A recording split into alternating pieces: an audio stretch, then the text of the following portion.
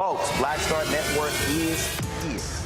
Hold no punches! I'm real revolutionary right now. Support this man, Black Media. He makes sure that our stories are told. Thank you for being the voice of Black America, Roland. Stay black. I love y'all. All momentum we have now, we have to keep this going. The video looks phenomenal. See, there's a difference between Black Star Network and black-owned media and something like CNN. You can't be black-owned media and be scared. It's time to be smart. Bring your eyeballs home. You dig?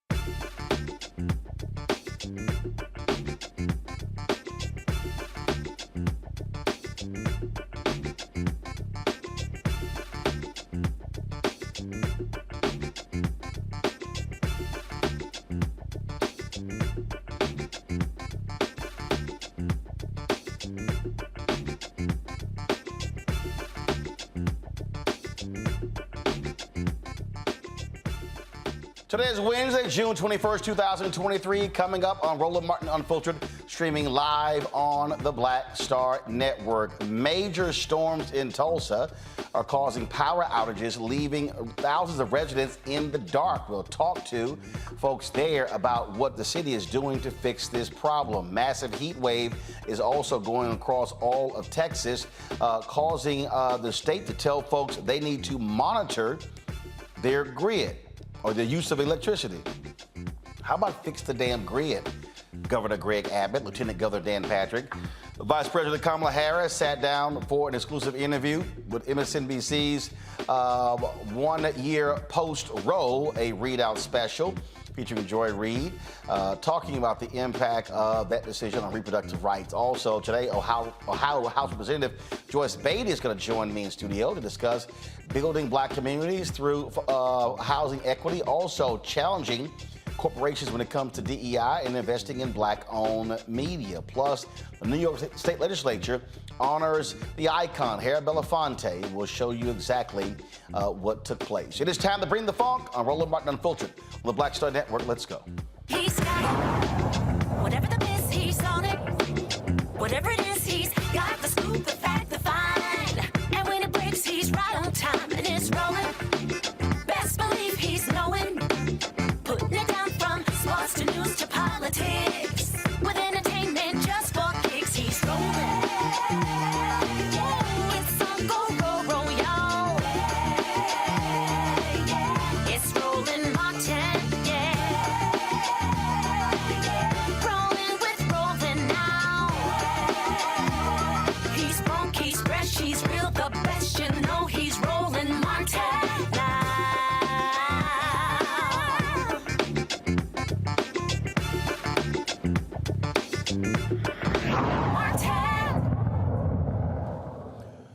Nearly 140,000 Oklahomans are still without power tonight after severe weather storms moved through the state, knocking down power lines. The storms produced winds exceeding 95 miles an hour in the state's hardest hit areas, including Tulsa. Here's how one man described what's happening there.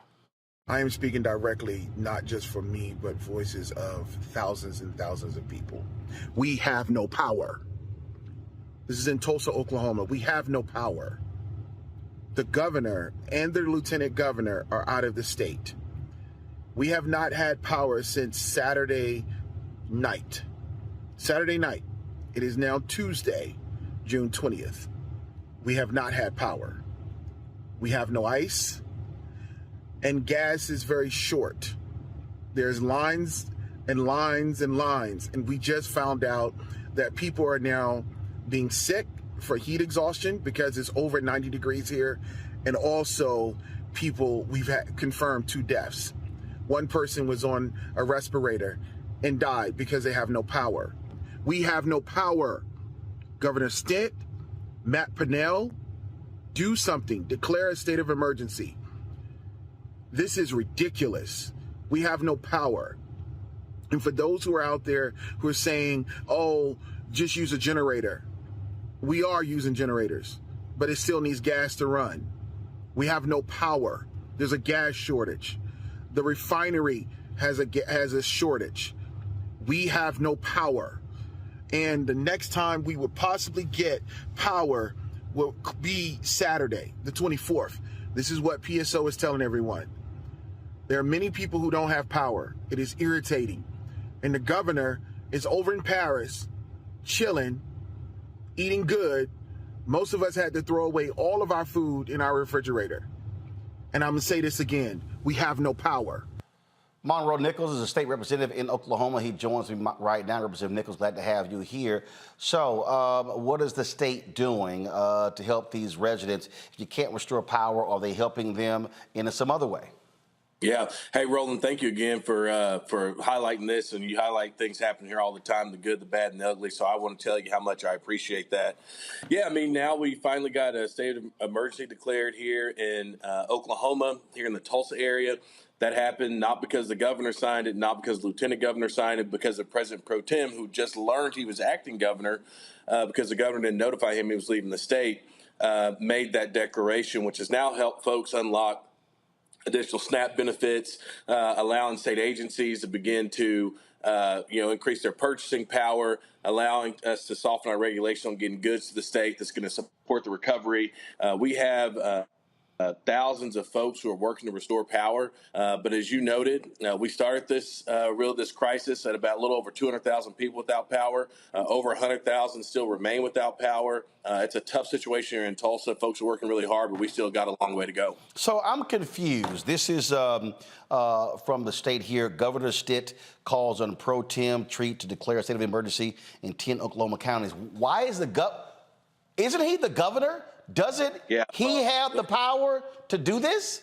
Yeah, so the governor's in Paris at the Paris Air Show, which is a pre-scheduled trip, so we don't begrudge him for being there, but we're now on day 4 and he hadn't come back to the state. He didn't notify anybody he was gone. The lieutenant governor left the state after the storm and didn't notify anybody that he was gone. And so here we are sitting here 3-4 days into this crisis, and nobody's able to declare a state of emergency because the acting governor, who's the president pro tem of the Oklahoma State Senate, didn't know he was the acting governor. Wait, hold on, slow this down. Are you telling me that the governor of Oklahoma leaves the state, the lieutenant governor of Oklahoma leaves the state, and nobody bothers to tell the number 3, hey, we're leaving, anything happens, you're the one in charge? That ain't leadership. That's absolutely correct. And to the credit of Senator Greg Treat, once he learned that he was acting governor, he signed an emergency declaration in less than 40 minutes. So the folks who weren't here, they were out of sight, out of mind. I don't know if the governor planned on signing the emergency declaration whenever he's done in Paris or whatever he was thinking about. But we went the better part of 36, 48 hours without any declaration, which helps unlock all kinds of relief. The folks who Mark in that video talked about passed away. They all passed away in a time window that could have been prevented had we had that disaster declaration. This just goes to show you when folks show that they don't necessarily care that much, people can lose their lives in situations like this. That's exactly what's happened here in Tulsa. So the statement here really cracks me up.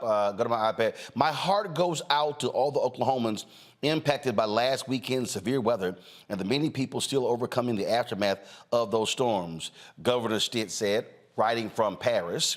The state, including the Oklahoma Department of Emergency Management and Homeland Security, continues to be responsive to emergency declarations, blah, blah, blah, blah, blah. Here's what I don't get. I know the governor is gone. Now, some state laws are a little bit different. So, for instance, in Texas, when the governor leaves the state, the lieutenant governor is the one who's in terms of where you have, who's in charge, who has power. So, what, he can't declare an emergency wherever he is in the country or the world? He left for Georgia, and so wasn't here to do it. Didn't notify anybody he was going to Georgia. And so governor's in Paris. Lieutenant governor goes to Georgia after the storm after we'd already had the storm. He left on Monday, as I can understand. Wow. Nobody told the pro tem that he was in charge. And in fact, that press release that you sent where the governor was so-called calling on the pro tem to sign the emergency declaration, he had already signed the declaration before the governor called on him to do so. So the governor really didn't do much of anything. The pro tem found out through a phone call that he was the acting governor, and that phone call did not come from the governor, by the way. He found out through somebody else that he was the acting governor and acted quickly. So what we really have is folks not only falling asleep at the wheel, but not even trying to come back home when they found out how severe the issue was. So, Roland, again, go to Paris. You're doing what you're doing at the Paris Air Show, whatever the case may be. I'm not going to begrudge you for that. But once you know that you have over 200,000 people in your state who are without power, and that remained in day 2, in day 3, and you still do not make it home, to so much as declare a state of emergency or to show people that you care, that is an indictment on leadership. And what we know, and like I said before, you talked about what's going on in Texas with the power grid. When leadership doesn't care, it actually costs people lives. It costs folks their life. Is Stitt still in Paris? As far as I know, yeah. I mean, he's not busting it to get back. I mean, look, it's 2023, Roland. I know it doesn't take 3-4 days to get from Paris to Tulsa, Oklahoma. No, it doesn't. And if you're the governor, you do all you can, and you're just having a good time at the Paris Air Show. Yeah. I don't necessarily know what business is being conducted on behalf of the state of Oklahoma at the Paris Air Show. Well, I can tell you it's not more important than 200,000 people getting power, getting lights, and you're doing everything you can to preserve life. That's what I know. I don't know what's going on in Paris, but I know it ain't as important as that. And look, at the end of the day, what is so frustrating about it is even when it was clear that he had made a mistake, he tries to rush a press release and he's calling on somebody to do something when the fact is the president pro tem didn't find out from the governor that it was time to sign that declaration. He found out from other folks through other channels that is his responsibility to do it. He acted. And so the good news about that is, although it happened a little bit late, the state of Oklahoma is getting along without the governor. But it would sure be nice to have a governor who was engaged and really here to show us that not only he cared, but that he's going to use his power as governor to do whatever he can to make sure that folks are safe here in Tulsa, Oklahoma. Indeed. Representative, we certainly appreciate you joining us. Hopefully, folks will get all the help that they need because, trust me, when it is hot as hell down there. I was in Houston over the weekend for Juneteenth. The heat index was about 105, 110. And so when you lose power and then you have heat problems, I remember going through the Hurricane Alicia 1983, and it was hot as hell in our house for 2 weeks without AC in Houston. So I know exactly what that feels like. Two things. I don't make you feel old, but I was born in 1983, so I'm sorry. Don't make you feel old. I don't feel old. The other thing is... I don't feel old at all. I remind people, my bank account today is bigger than it was in 83.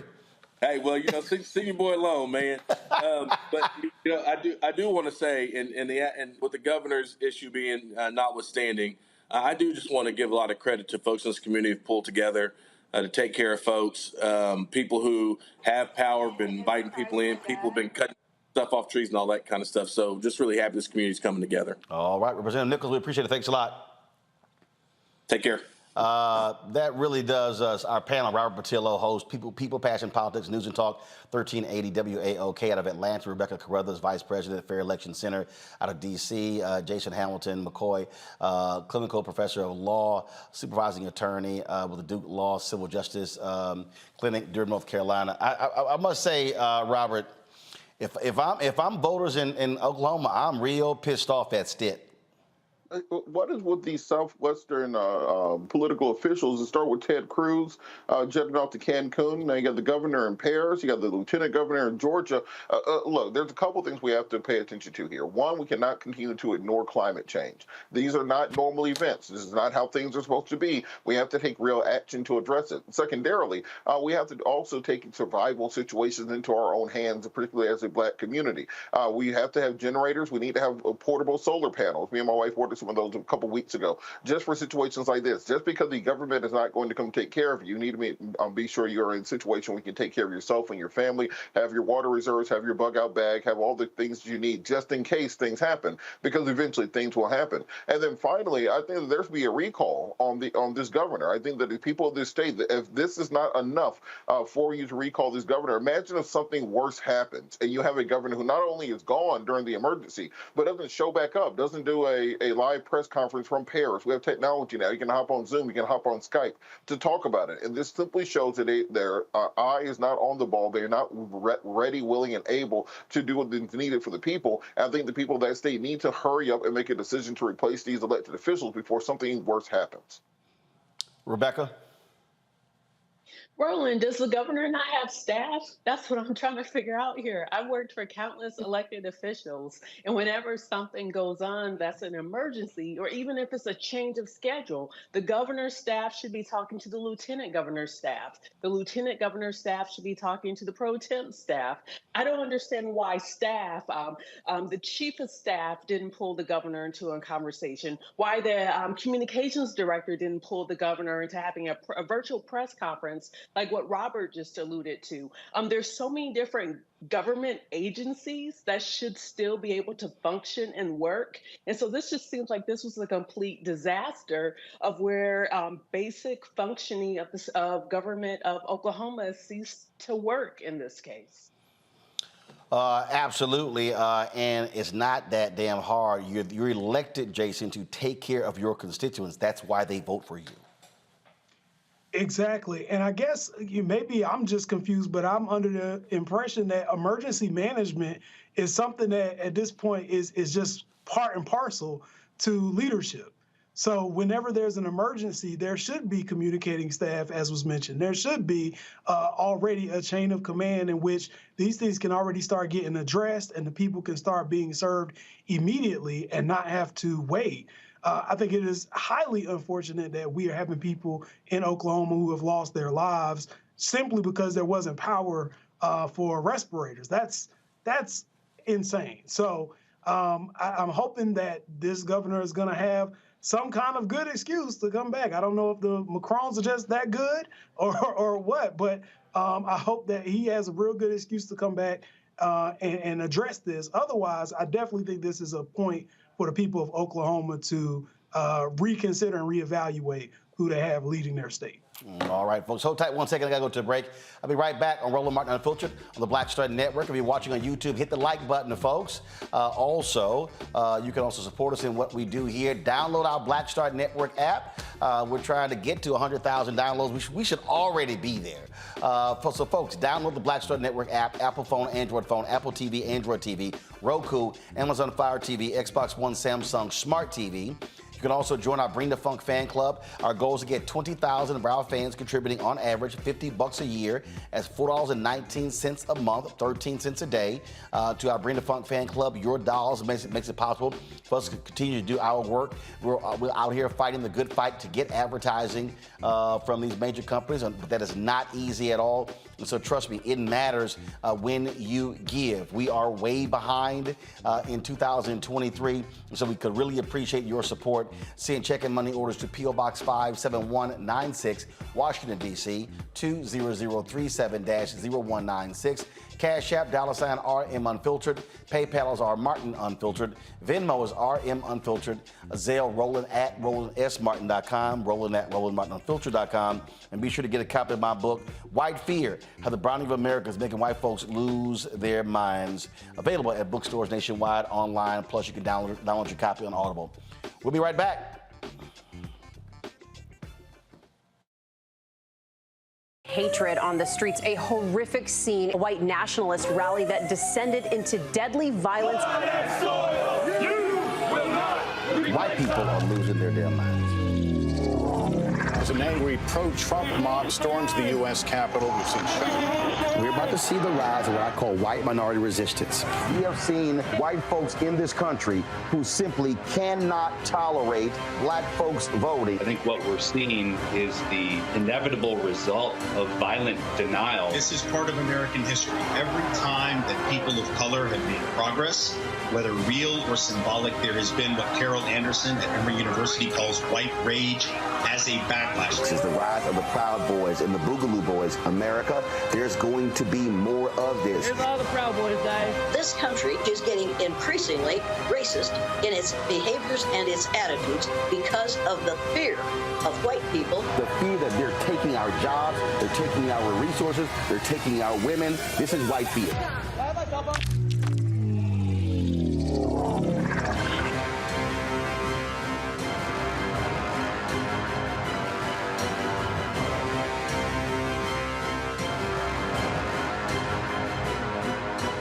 Black Star Network is here.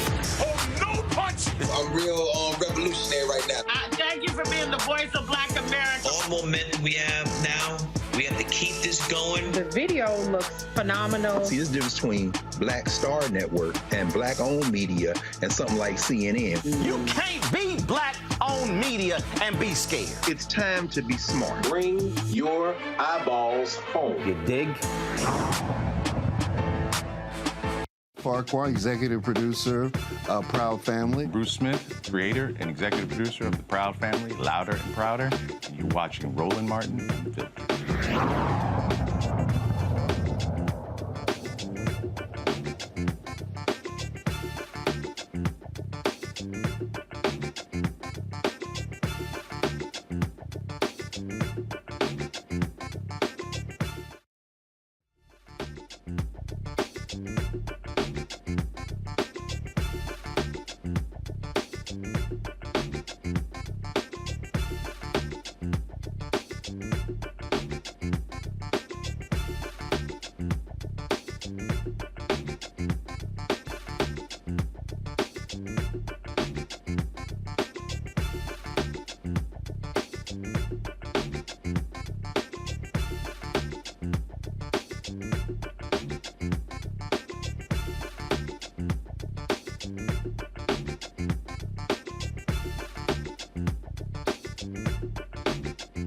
The Georgia State Election Board has dismissed the case into alleged election wrongdoing in the 2020 presidential election. We all know Donald Trump was lying his ass off. The investigation found allegations against two Fulton County poll workers, two black women, were false and unsubstantiated. Yep. The case gained national attention when that idiot Donald Trump blasted these women by posting false claims that, that was election fraud committed by Ruby Freeman and Wandrea Shea Moss. In January, Trump took to Truth Social and stated that, wow, has anyone seen the Ruby Freeman contradictions of her sworn testimony? Now this is big stuff. Yep, look what was captured by Cobb County Police body cameras on January 4th, 2021. Now it gets awful. Now, Trump's then attorney, Rudy Giuliani, claimed evidence of Freeman and Moss scanning ballots hidden in suitcases underneath tables at the State Farm Arena in Atlanta. The election workers brought a defamation claim against Giuliani, which is still pending in court. I hope they take these idiots to the cleaners, Rebecca, because they caused significant harm. These folks had to leave their homes. They were under death threats. It was absolutely, utterly ridiculous.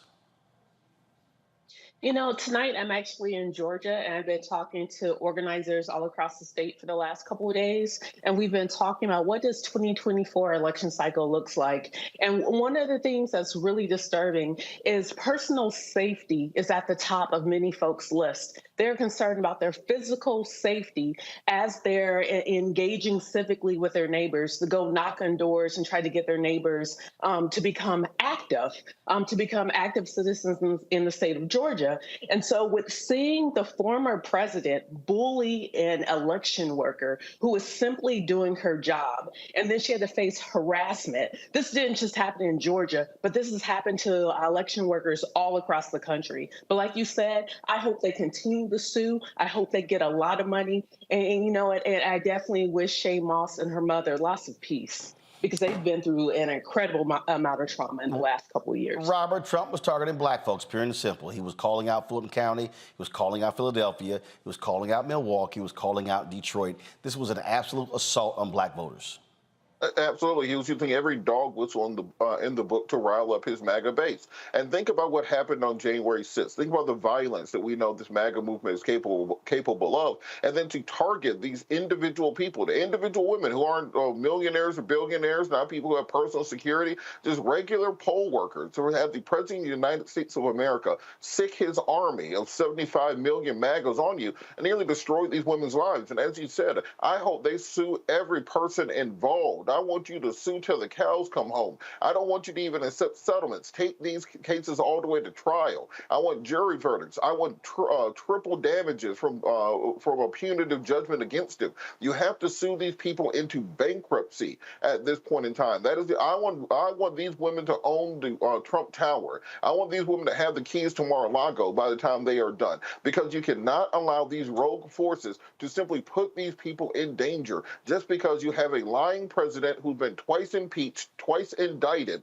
who refuses to accept the democratic will of the people. And other countries, strong men like this are not allowed to simply wade around the politics after they are out of power, because everyone knows they always come back again. Hitler came back after the beer hall putsch in '33. Mussolini came back after being repelled the first time. Napoleon came back after he was exiled. If you do not put an end to it, they always come back. And I think that is crucial that our criminal justice system put Trump and his cronies away, and that our civil justice system bankrupts these people so they can't harass people like they did these women ever again.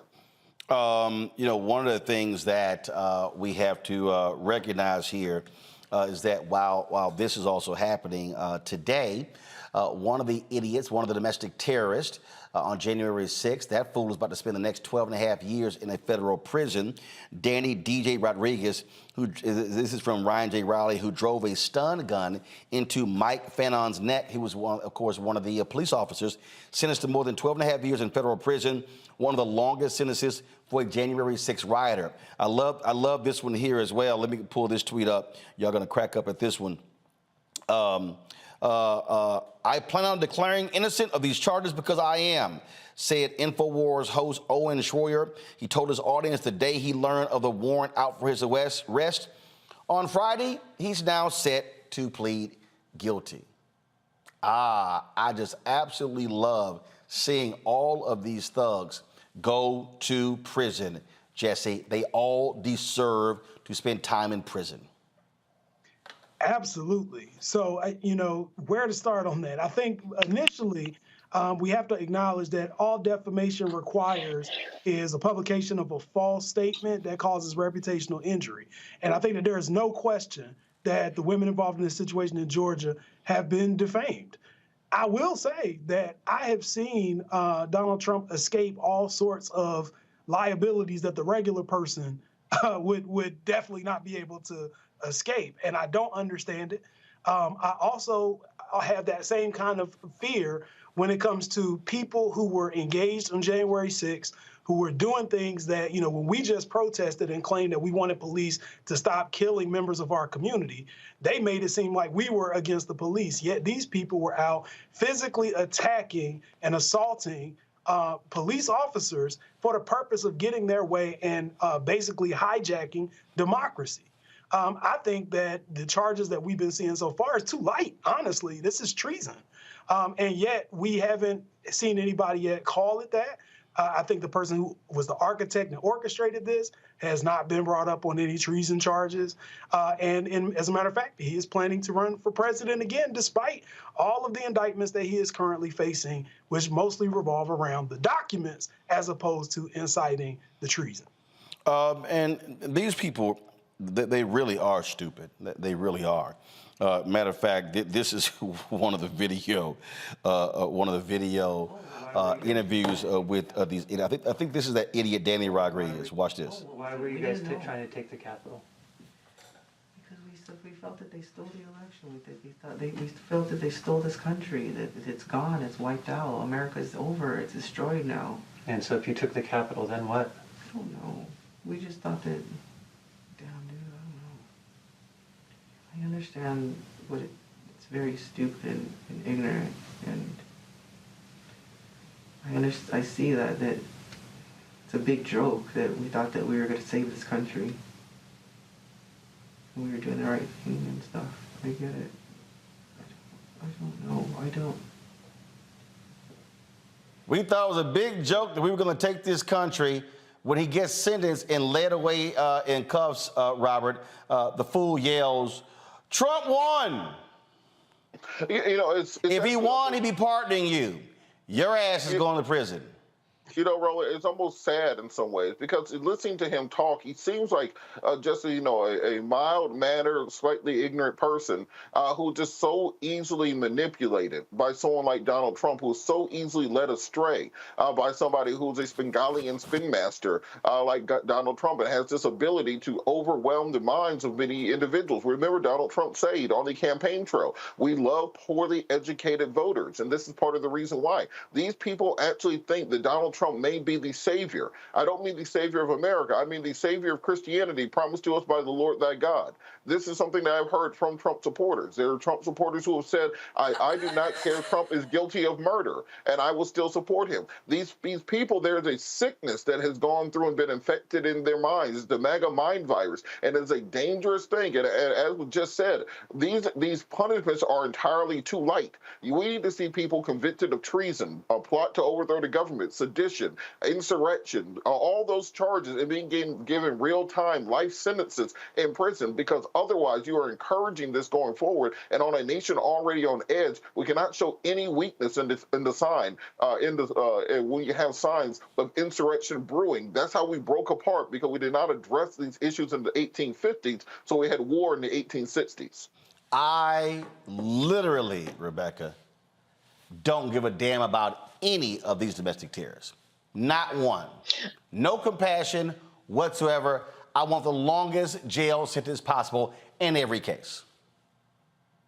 You know, I'm with you with this. They're just dumb. Like I can't muster an ounce of sympathy. The people who I have sympathy for is George Floyd and his family. I have sympathy for Philando Castile and his family. I have sympathy for Trayvon Martin and his family. I don't have sympathy for this. It's just dumb. It's idiotic. It's feckless. It's impotent. It just doesn't make sense. And it's like they didn't know Trump. It wasn't like Trump was their long-lost brother or cousin or uncle or daddy, but they pledged a crazy allegiance to him, and he don't give a F about them. So it's just delusion. I mean, it's the delusion for me. And Jesse, that's the thing for me. These folks are going to jail. He's chilling in Mar-a-Lago. And here's the deal. Here's what's crazy. Remember, this was January 6th. He still had 2 more weeks sitting in the White House. He could have actually issued blanket pardons for anybody who was involved in any activity in that day. That fool didn't care. These idiots are literally ruining their lives for a rich dude who wouldn't even let them walk through his formerly Trump hotel in D.C. because they were too broke. Oh, absolutely. And I think another thing that we have to remember is I think Trump is only a symbol of sentiment that already runs throughout the country. And that sentiment is tied into anti-blackness, it's tied into chauvinism, it's tied into this concept that the powerful white man must always be right. And there are a lot of people who obviously lose their ability to function when the person that they deem to be right all the time tells them to do something that is against their own interests. They're willing to put their lives on the line for it. And now when they go to jail, they're confused. I know the last guy that we were seeing the clip about, his last name's Rodriguez. I don't know if Trump is ever going to support a Rodriguez. Just be honest, right? So I think there is a disconnect somewhere intellectually with people who are still supportive of someone who obviously has done nothing to assist them. And I think it just goes back into the anti-blackness of the DNA of America. All right, folks, if we want to talk about sheer arrogance. When we come back, I'm going to talk about what Carlos Watson released today. Carlos Watson was the founder of OZY. Remember, he was arrested on felony criminal charges. Y'all, when I show y'all this website that he released, and I don't even play the video from his ass. Oh my God. When y'all see it, you're gonna be asking yourself, wow, Carlos acting like he a Black Panther. Like he been fighting for black social justice for a long time. No, he's trying to all of a sudden pull that black card, put that black blanket on, because his ass did some foul criminal stuff. When I show y'all this, y'all are gonna trip. That's next on Roland Martin Unfiltered on the Black Star Network. That was a pivotal time. I remember Kevin Hart telling me that. He's like, man, what you doing, man? You got to stay on stage. And I was like, yeah, well, I ain't got, you know, I'm young, thinking, like, I'm good. And he was absolutely right. What show did you have at the time? This was one-on-one. Got it. During that time. So you're doing one-on-one, going great. Yeah. You making money. You like. I'm like, I don't need to leave. I don't need to leave from Wednesday, Thursday to Sunday. I didn't want to do that. It was just like I'm gonna stay here. Or I didn't want to finish work Friday, fly out, go do a gig Saturday, Sunday. I was like, I don't have to do that. And I lost a little bit of that hunger that I had in New York. I would hit all the clubs, run around. Sometimes me and Chappelle or me and this one or that one, we'd go to the Comedy Cellar at 1 in the morning. And I mean, that was our life. We loved it. You do 2 shows in Manhattan, go to Brooklyn, leave Brooklyn, go to Queens, go to Jersey. And I got complacent. I was like, I got this money, I'm good. I don't need to go chase that, because that money wasn't at the same level that I was making, but what I was missing was that training. Yes. Was that. And it wasn't the money. It was the money. It was that's what I needed.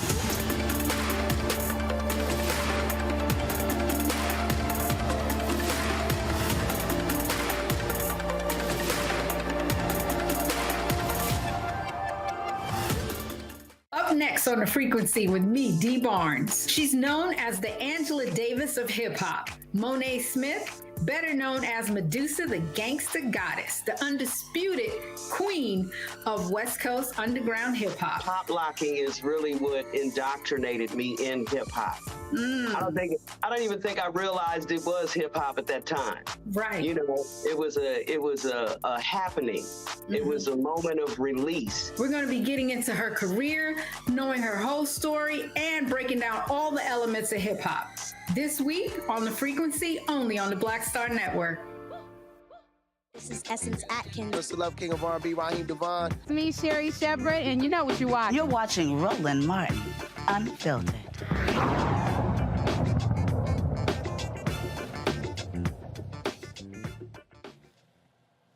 You ever get an email and it pops in your box and you open it and then you go, what in the hell is this?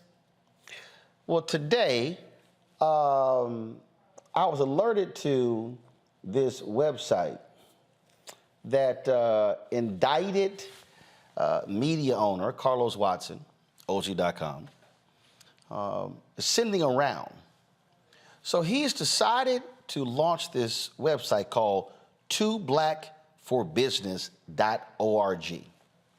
And Carlos, as part of his defense, is saying that the white prosecutors in Brooklyn who indicted him for his involvement in the crimes that they allege at OZ, that 90% of the people who they have charged are people of color.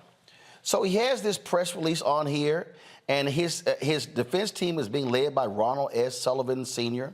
Of Harvard. And he goes on here and he's talking about these cases and these defendants and the folk who they haven't put a lot of white folks away.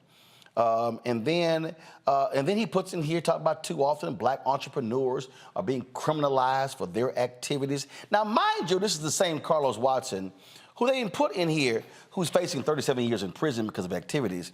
And then he even tries to call out white media folks like Shane Smith at Vice, as well as Jonah Peretti at BuzzFeed.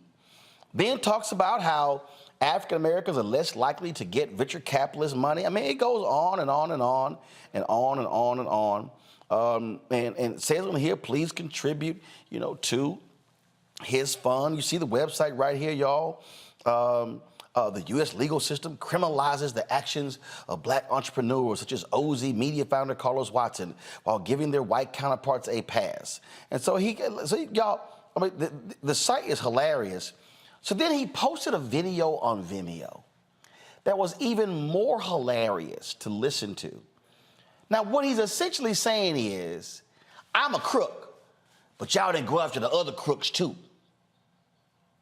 Press play.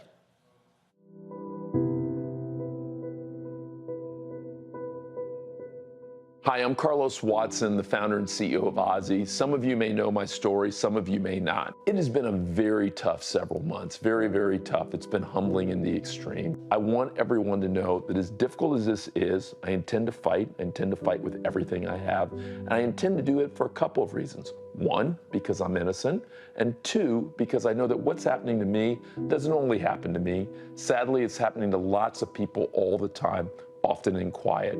Sometimes people of color are warned not to think too big, that the color of your skin will limit what you can hope to accomplish. But my family and I refuse to believe that. I had an itch to create a different kind of news and media platform because I know that media often shapes not just what we think and see, but how we live and how we treat each other.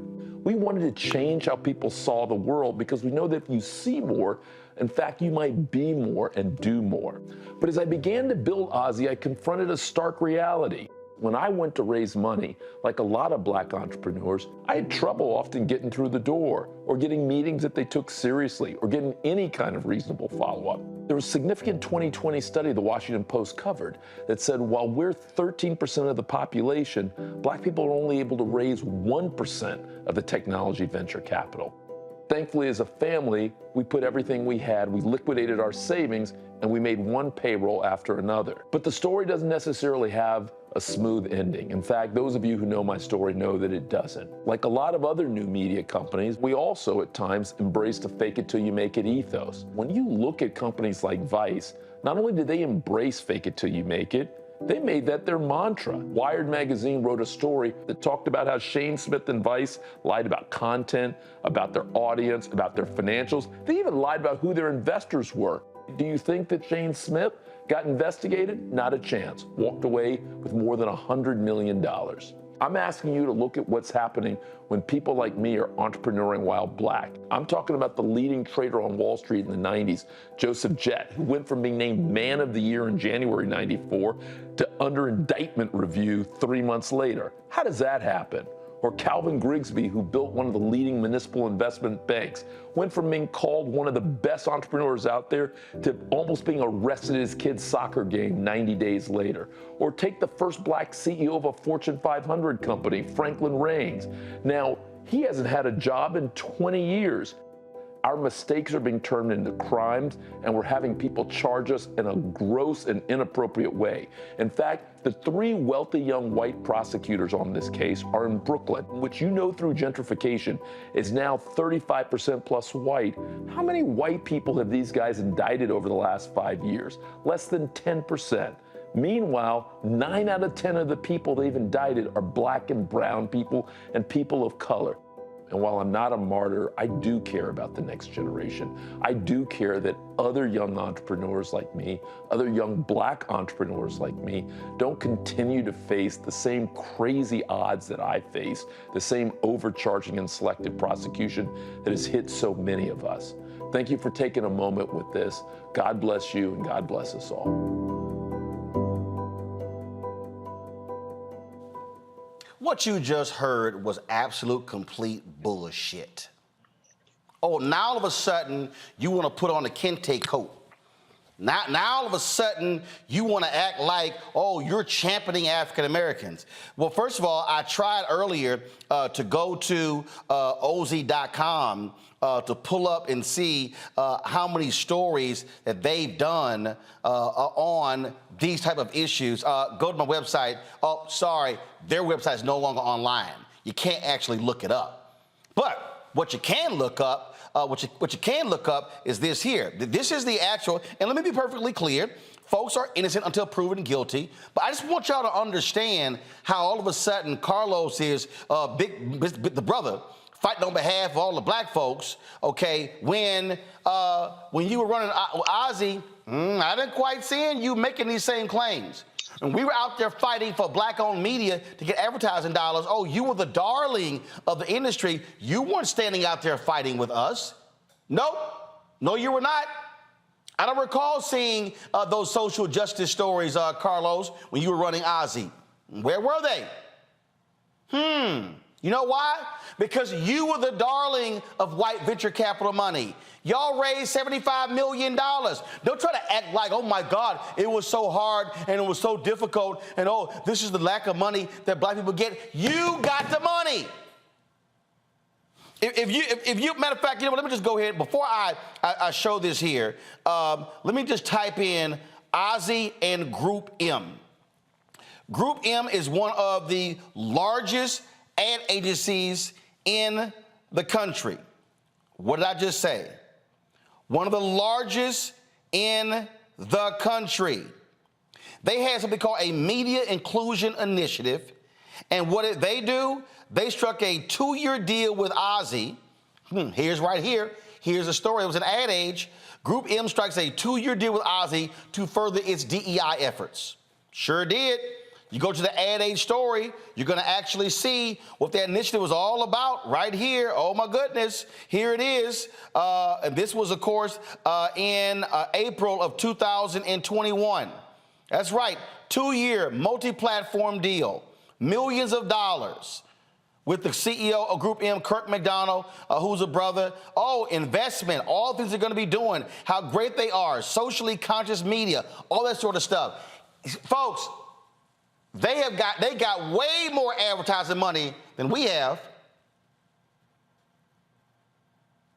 They were getting stories done left and right on how great they were, and all that shit was made up. So then I love when he said in the video, you know, when black entrepreneurs make mistakes and get overcharged. Oh, make mistakes. This is the press release from the Department of Justice. Ozzy Media and its founder, Carlos Watson, indicted in a years-long multi-million-dollar fraud scheme. Here's what's interesting here. This paragraph right here. Watson's co-conspirators, Samir Rao, Ozzy's chief operating officer, and Susie Hahn, Ozzy's chief of staff, from June 2019 to October 2021, previously pled guilty to charges relating to their roles in the scheme. The U.S. Securities and Exchange Commission is taking concurrent enforcement action. Here's the quote. As alleged, Carlos Watson is a con man whose business strategy was based on outright deceit and fraud. He ran Ozzy as a criminal organization rather than as a reputable media company. Stated United States Attorney Peace, investment fraud undermines confidence in our nation's markets and investors and makes it harder for honest businesses to compete. Honest businesses like Black Star Network. Our office of the Department of Justice have made it clear that prosecuting corporations and their corrupt executives who flagrantly violate the law are top priorities. Now, Carlos said, we made mistakes. We made mistakes. But it says right here, they had a festival, fraudulent numbers. Between 2018 and 2021, Watson and his co-conspirators orchestrated a scheme to defraud investors and lenders to Ozzy of tens of millions of dollars through fraudulent misrepresentations and omissions about key aspects of Ozzy's business, including Ozzy's financial results, debts, and audience size. Now, let me help you all out with this one right here. You know how this story even blew up? When one of the co-conspirators was impersonating a YouTube executive on the phone, and the feds say they uncovered actual text messages that Carlos was sending to the guy while it was happening. Carlos later said, oh, he must have had a mental breakdown and he's left the company.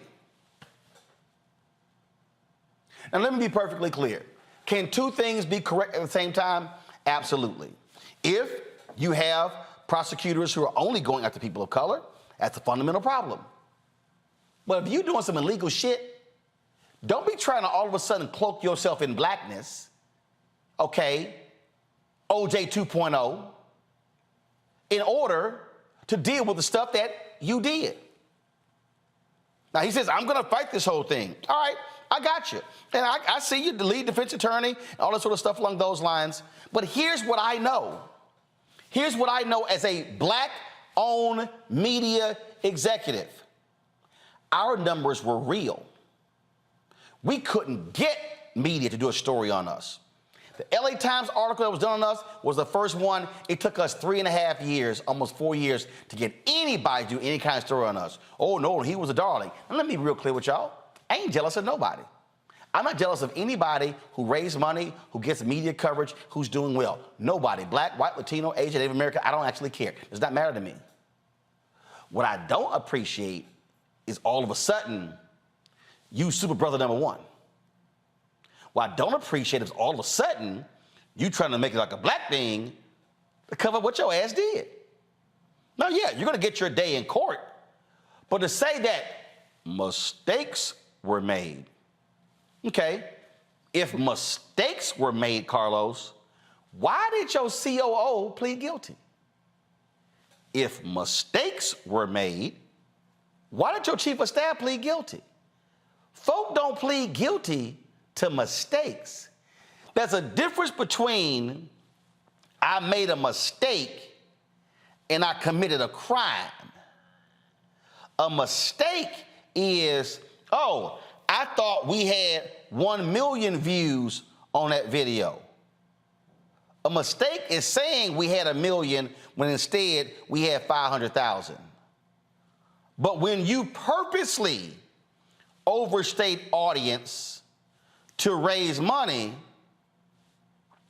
your ass committing crimes. And so, as I sit here, I look at this website, and then all of a sudden he wants to bring all these other people in, Franklin Raines and this person and what happened to them? Did Michael Milken get convicted? Yep. There's some other white boys who've gotten convicted, who served time in jail. There's some other people who've gotten convicted of securities fraud, of fraudulent activity on Wall Street. But don't sit here and then try to sit here and curry favor. And I'm seeing all these tweets. Hey, take a look at this, take a look at that. I'll be happy to take a look at these prosecutors and say, who are the folks that you're going after? And is it equal justice under law? But Carlos, ain't no way in hell I'm defending your ass. And you know I'm not gonna do that crap, because that's a bunch of BS. And his website is a bunch of BS, and so is that damn video. Somebody has to say it. And again, y'all, let me be real clear. I've never done business with Carlos and Ozzy, but I tell you what did happen. After that New York Times article, when he didn't go on the Breakfast Club, he didn't go on the Breakfast Club before. He wasn't doing black media before he got in trouble. See, y'all, let me just go ahead and say it. I'm sick of black people who now want to come to black media when your ass is getting in trouble. You don't call black-owned media when things are going well. You don't say, hey, how can we grow businesses together? How can we get advertising as a collective? No, you all on your own. But then when you get in trouble, now all of a sudden, you Mr. HBCU. Now all of a sudden, oh, you the man. Now all of a sudden, we can see you at all the NAACP and the Urban League functions. But where was your ass when things were going well? Where were you, Carlos, when you were kicking it with the white Silicon Valley investors and the folks in New York and in San Francisco? Come on, bro. Nah, I ain't gonna be silent on that, because it happens all too often. So let me tell y'all what happened. So when he went on the Breakfast Club and he got challenged when it questioned by Charlemagne and Envy, Angela Yee, they said, well, you know, will you go on Roland Martin's show? Sure. Do you think he has came on? I can show you text messages. Oh, no, he wasn't coming on here. I text him, and I text him. No. He wasn't. Carlos Watson was not coming on this show, y'all. But he did call me. And he said he didn't appreciate the things that I had to say and why did I take the position. Because I'm like, yo, ass, what's wrong? And then, y'all, at the end of the conversation, Carlos Watson literally gonna ask me, can we partner to go out and get advertising?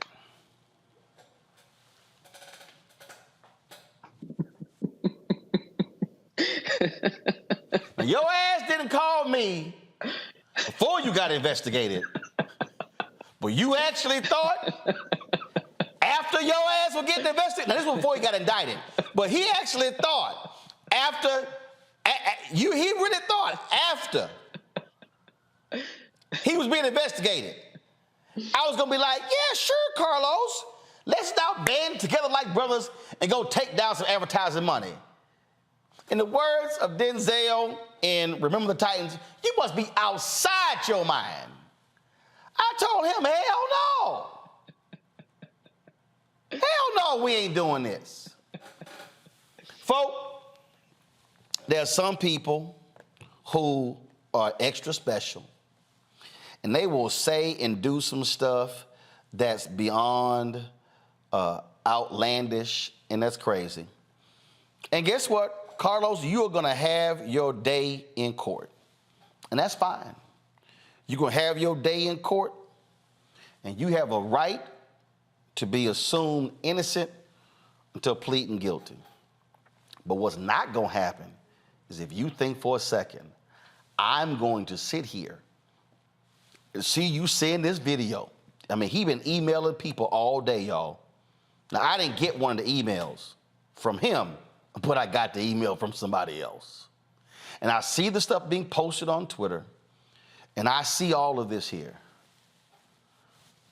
Now, what you are not going to do is try to all of a sudden make this out to be selective prosecution against black entrepreneurs, black media entrepreneurs. Because, Carlos, there are black-owned media owners who are out here busting our ass every single day to pay the bills. We are out here trying to increase our traffic. We're out here trying to cover the stories that matter. We're trying to actually do stuff where we care about the community. And what I am not going to do is be silent and watch someone try to pimp that in order to save them from going to federal prison. Nah, bruh, you got the wrong one. And I have no problem saying everything that I'm saying because all of this super blackness that you now care about, where was it before you got in trouble? Going to a break. My panel will weigh in when we come back. You're watching Roland Martin Unfiltered on the Black Star Network. When you talk about blackness and what happens in black culture, we're about covering these things that matter to us, speaking to our issues and concerns. This is a genuine people-powered movement. There's a lot of stuff that we're not getting. You get it, and you spread the word. We wish to plead our own cause. Too long have others spoken for us. We cannot tell our own story if we can't pay for it. This is about covering us. Invest in black-owned media. Your dollars matter. We don't have to keep asking them to cover our stuff. So please support us in what we do, folks. We want to hit 2,000 people, $50 this month, raise $100,000. We're behind 100,000, so we want to hit that. Y'all money makes this possible. Check some money orders. Go to P.O. Box 57196, Washington, D.C. 20037-0196. The Cash App is $RM Unfiltered. PayPal is R Martin Unfiltered. Venmo is RM Unfiltered. Zelle is Roland at RolandSMartin.com. On the next, A Balanced Life with me, Dr. Jackie, owning your energy and how to use it. Trust me, it impacts the people on your job, who you attract, and even your love life. What you give out is what comes back to you. So like attracts like, right? So if you come in with a negative space and I match that negative energy, then 2 seconds later, somebody else coming with more negative energy, and then I was just always just matching negative stuff. And here's the kicker. If you're not careful, that energy can even be stolen. That's all next on A Balanced Life on Black Star Network. Hey, it's John Murray, the executive producer of the new Sherry Shepherd Talk Show. This is your boy, Earthquake. And you're tuned in to Roland Martin, Unfiltered.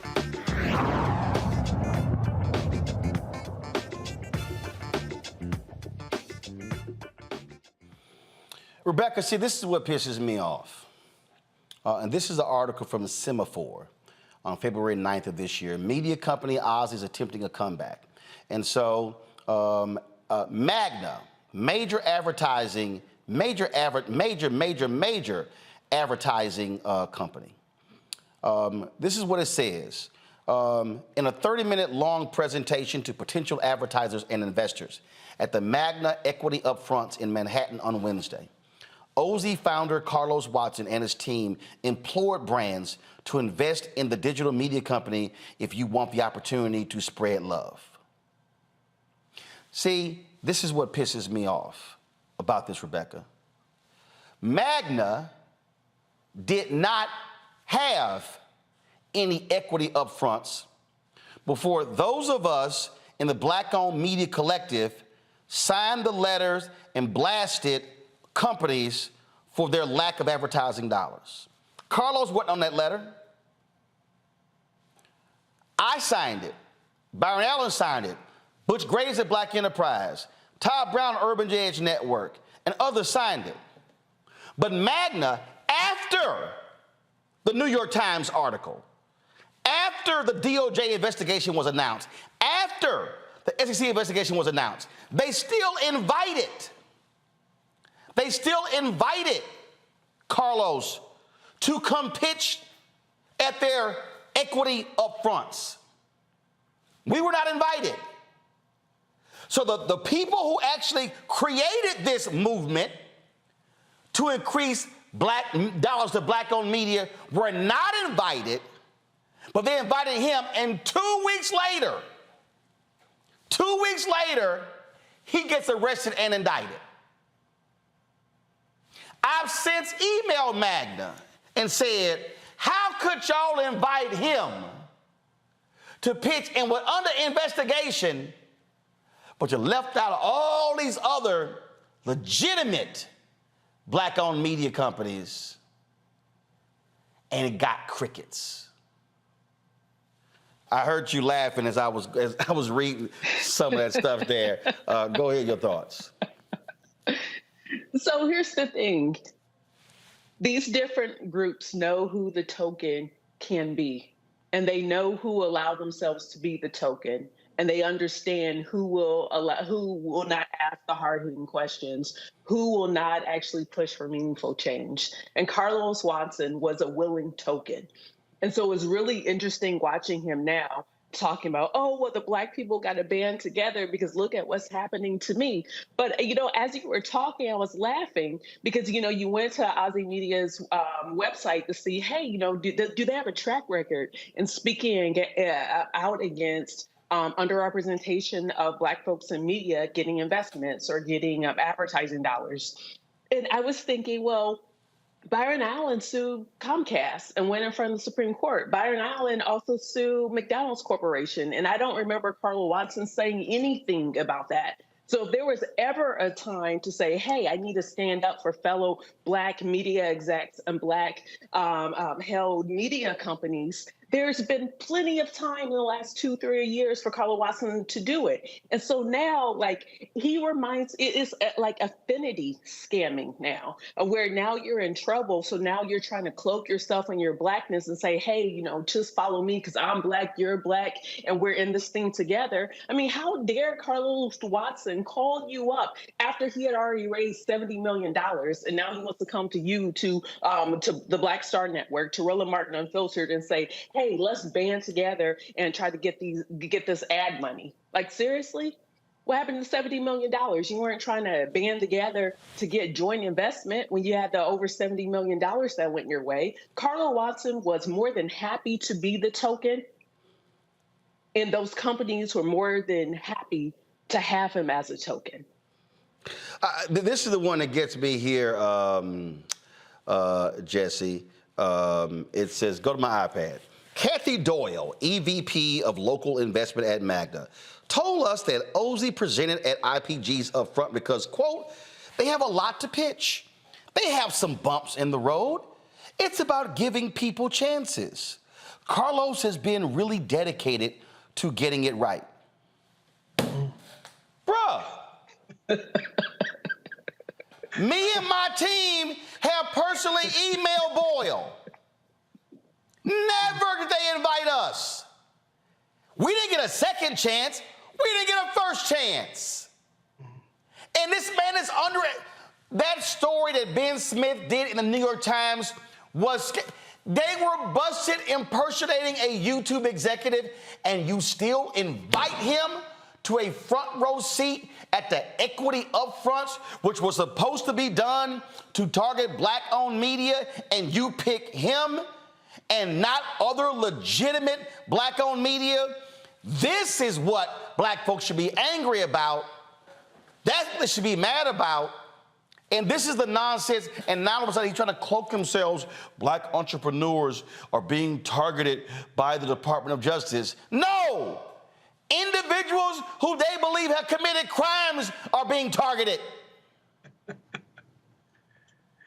Absolutely. So I think first and foremost, for anybody who is talking about black-owned media, to skip over Roland Martin is a travesty because we have seen you and your rise from the very beginning, always touting black community, black issues, and you are known and respected in this field. So the fact that they aren't responding back speaks more so to the quality of who they're trying to find as opposed to actually wanting to be part of the movement and the culture. As far as, just tokenism generally, I think that it's not uncommon for us to see members of our own community who are willing to turn their backs on us and take advantage of financial opportunities to enrich themselves. But when the cuffs come out and the black Suburbans pull up, all of a sudden it's kumbaya, and they want us to all be a part of the same team. And I'm with you. If we are supposed to be part of the same team, then why is it that we don't have those conduits that are going to connect us at the time when people are successful? And furthermore, nobody in black media is going to want to associate with anybody who is under investigation. So why would this company associate with somebody who is already under investigation? It's mind-boggling. Here's this is what's crazy to me right here, Robert. Brian Morrissey, this is from the marketingbrew.com story. Brian Morrissey, a media analyst and founder of the newsletter The Rebooting, told Market Brew that for Ozzie, it's going to be more difficult to close those kind of partnership deals with all these outstanding questions that I still don't truly understand. Like whether Ozzie has an organic audience or not. They didn't have one. We do here at Black Star Network. I know we started with 157,000 YouTube subscribers. We have almost 1.1 million right now. I know what we've done by having more than 1 billion impressions on YouTube and Facebook and the other platforms. I know we've spent like barely $5,000 on ads. All of our stuff is organic because we can't afford to spend money on ads because we're not getting the big ad deals like Carlos Watson was. But here's what this guy said. The guy was obviously able to build relationships with important people, and that's very valuable. The question I would end up having for IPG is, did he take the space of someone more deserving on that stage? And the answer is yes, Robert. And what bothers me again, as I am sitting here, and I went through that whole website and looked at everything that he said. In his video, he called the white prosecutors rich white prosecutors. I mean, I don't know how he derived that. And then he's going on about how they only targeted people of color. I mean, literally, Robert, what it sounds, I mean, look, you're a lawyer. Jesse's a lawyer. What it sounded to me like, hey, why y'all picking on me? They crooks, I'm a crook too. You know, whenever you're using the Trump defense, you're in a bad position because that is exactly what the Trump defense is. Hey, look, I may have had these documents, but look at Hunter, look at Hillary, look at Pence, look at Biden, look somewhere else besides at me. And I think that you're spot on when you talk about it. We've seen this phenomenon in literally every field. You can look at actors and athletes who'll get in trouble, then all of a sudden they show up at the NAACP meeting and they're trying to hang out near Reverend Jackson and Reverend Sharpton because they're pro-black all of a sudden because now they've run out of other avenues where they can pursue. You're not getting contracts, so you claim racism. Then as soon as you're done, you take all that money and you run to spend that money with other people.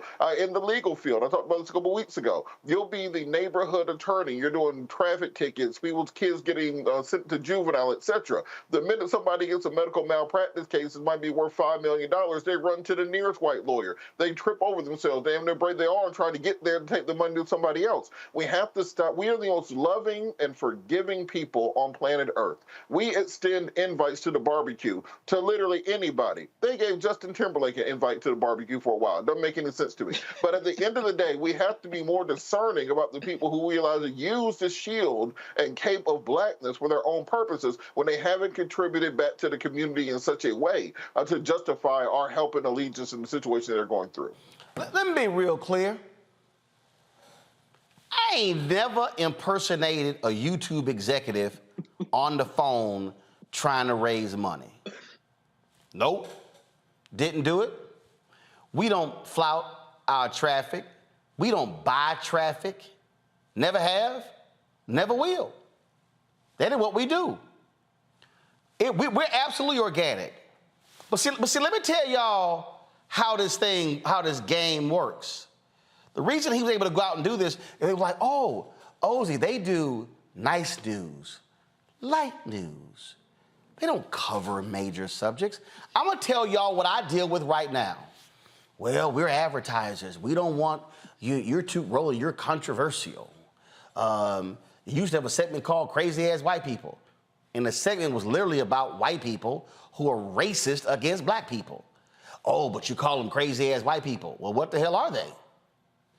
If you're calling the cops on black people barbecuing in the park, I think your ass crazy. Oh, I actually called them white. Are they white? Yes. Then, ooh, you're covering those police abuse cases and you're covering political stuff. So, no, we can't advertise on that. Oh, but we'll go sign major deals. General Motors signed a huge deal with Ozzy. And we did business with General Motors last year. I appreciate it. It was $500,000. They got way more than we did. And we know we legitimate. I can go down the line over and over again. I've been trying to do a deal with Group M for 2.5 years. I got emails and meetings. Nothing. How much have we gotten from Group M? Zero. But they signed a 2-year deal with Ozzy on fraudulent numbers. My shit's real. And now Carlos wants to complain when he was the darling of Silicon Valley, the darling of the advertising world. Now all of a sudden, y'all ain't doing the brother right. Y'all coming after the brother. This is hard on black entrepreneurs. Let me be perfectly clear. It is not hard on black entrepreneurs who ain't doing illegal shit. As long as you're a black entrepreneur and you're not impersonating folks on the call and you're not fudging your numbers, you're not cooking the books, yes, you're gonna have to work your behind out to build it. And I'm gonna tell y'all right now, I would rather have a black-owned media company that's doing $2.5 or $3 million in revenue, and not 30 or 40 or 50 or whatever they were doing, because you never know, the number was all made up. I would rather sit here and have videos on our YouTube channel that do 2 and 3 and 4 and 5 and 700,000 than do what Carlos had when he had some videos of that weak-ass Carlos Watson show with 1 million, 1.5 million views and 20 comments. Now, anybody know your ass can't be on YouTube and do a video. As a matter of fact, I told Group M that. I said, I figured that shit out in 30 seconds. said, let me tell y'all what I did. I looked at I said, I called Keenan. My digital guy said, Keenan, is there something they doing that we not doing?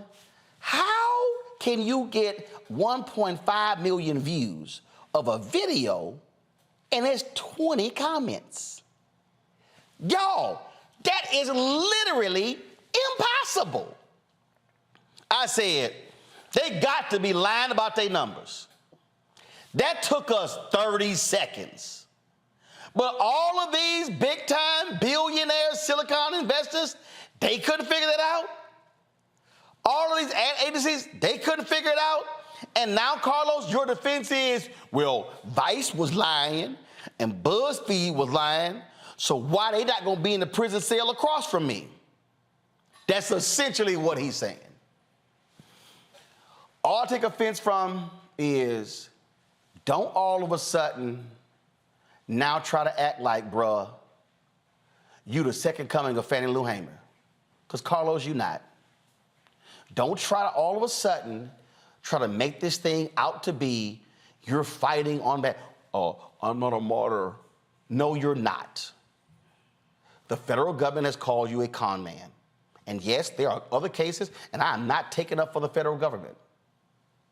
What I am saying is, do not sit here and try to cloak yourself as if you are the business equivalent of Shaft. Because you're not. So just go on with your defense and don't try to make this a black cause celeb. Because as a brother who has fought on behalf of black-owned media my entire life, who has stood with black-owned media folks in the trenches, who has been in the rooms battling people, I ain't impressed. I ain't impressed. And it bothers me. It bothers me tremendously when we have to sit here and watch this play out. And we've got folks who sit here and trust us and expect us to do what's right. They want us to fight on behalf of our people. But what they don't want is they don't want folk to all of a sudden show up to the cookout when you didn't bring shit, when you ain't paid for shit, but now all of a sudden you want to pack 3-4 plates home and also suggest what music to play. Nah, bruh, not here, not today. Good luck in your case, but if they already got 2 of your co-conspirators flipping on you, I'm just saying, you might want to be focused on a plea bargain. Just saying. When we come back, Congresswoman Joyce Beatty joins me right here on Roland Martin Unfiltered on the Black Star Network. Question for you. Are you stuck? Do you feel like you're hitting a wall and it's keeping you from achieving prosperity? Well, you're not alone. On the next Get Wealthy with me, Deborah Owens, America's Wealth Coach, you're going to learn what you need to do to become unstuck and unstoppable. The fabulous author Janine K. Brown will be with us sharing with you exactly what you need to do to finally achieve the level of financial success you desire through your career. Because when I talk about being bold in the workplaces, I'm talking about that inner boldness that you have to take a risk, to go after what you want, to speak up when others are not. That's right here on Get Wealthy, only on Black Star Network.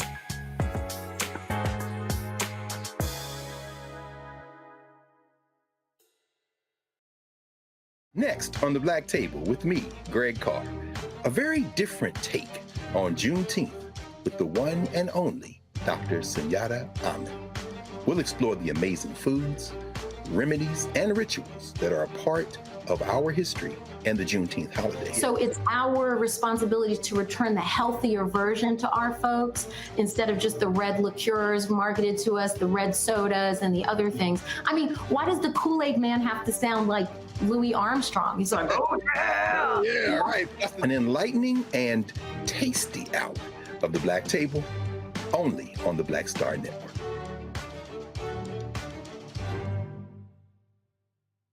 Hatred on the streets, a horrific scene, a white nationalist rally that descended into deadly violence. White people are losing their damn minds. As an angry pro-Trump mob storms the U.S. Capitol, we've seen shooting. We're about to see the rise of what I call white minority resistance.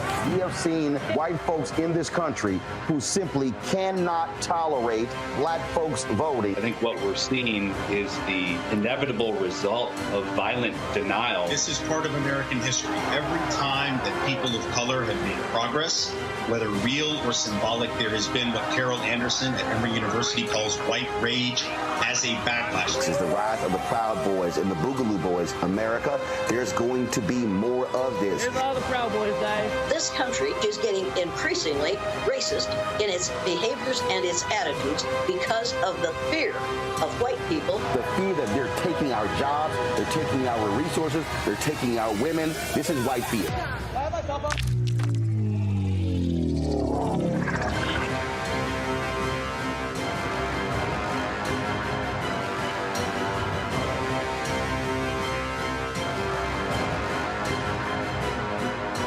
When you talk about blackness and what happens in black culture, we're about covering these things that matter to us, speaking to our issues and concerns. This is a genuine people-powered movement. There's a lot of stuff that we're not getting. You get it, and you spread the word. We wish to plead our own cause. Too long have others spoken for us. We cannot tell our own story if we can't pay for it. This is about covering us. Invest in black-owned media. Your dollars matter. We don't have to keep asking them to cover our stuff. So please support us in what we do, folks. We want to hit 2,000 people, $50 this month, raise $100,000. We're behind 100,000, so we want to hit that. Y'all money makes this possible. Checks and money orders go to P.O. Box 57196, Washington, D.C. 20037-0196. The Cash App is $RM Unfiltered. PayPal is R Martin Unfiltered. Venmo is RM Unfiltered. Zelle is Roland at RolandSMartin.com. Black Star Network is here. Oh, no punch! I'm real revolutionary right now.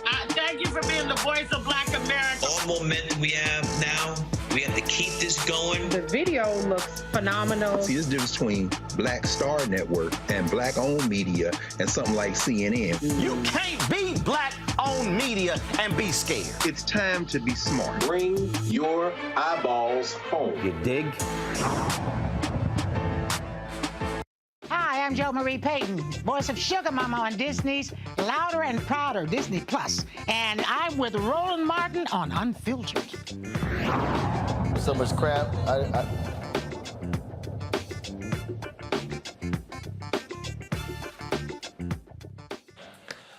All right, folks, we talk about what's happening in business in this country. A lot of corporations, after George Floyd's death, talk the good talk, but a lot of them are not walking that walk, or many of them walking back a lot of those commitments. One of the folks is holding them accountable when it comes to issues such as diversity, equity, inclusion, is Congresswoman Joyce Beatty out of Ohio. She joins me right now. Congresswoman, always glad to have you here. First, before we get into that, you just left the floor. Republicans went after one of your colleagues, Congressman Adam Schiff, censoring him on the third time in history. More theatrics. Oh, well, that's exactly what my Republican colleagues were doing. But we all, the Democrats, stood with Adam. We went on the floor because Adam Schiff was doing his job, and they know that. He led the committee for impeachment. He's a lawyer, he's a stellar member, and he did what any good member would do for the American people. And so today, we stood with him. We were a little expressive in our feelings with the speaker, who has not gained a lot of respect. And we told him that this was not fair, and he knew it. You know, when you think about George Santos and all the things he's done in the court system, what he's been accused of, it was just wrong for them to do what they did today to Adam Schiff. Well, especially when they are allowing truly one of the craziest folks on the side, Marjorie Taylor Greene, to just run amok and do whatever she wants. Well, there was a big battle with their own crazies today, calling each other out of their name today. Yeah, so I saw that there. So that was that. So let's talk about what you've been doing, challenging many of these companies, utilizing the power of Congress to hold them accountable. Because I mean, look, they are getting billions of dollars from taxpayers. They're getting billions from consumers. And the reality is, when it comes to equity, it's not fair share, especially when it comes to housing, when it comes to financial services, when it comes to so many different areas. A lot of disparities, as you pointed out. Also, you mentioned corporate America spoke up, stood up after George Floyd. They promised some $60 billion that they would do with That's on the black low business. side. I've seen some estimates say it's up to $300 billion. So But it's a the wide real range. reality is they didn't do it. Yep. We got past the George Floyd time. The House changed. At that time, Congresswoman Maxine Waters was chair of the Financial Services. I was the first ever diversity and inclusion chairperson, and we really moved the needle. We had subpoena power, and we called everybody out. And so we saw more diversity and inclusion and equity people hired in corporate America. And we made them move them from the HR departments buried to reporting to the CFO or the CEO.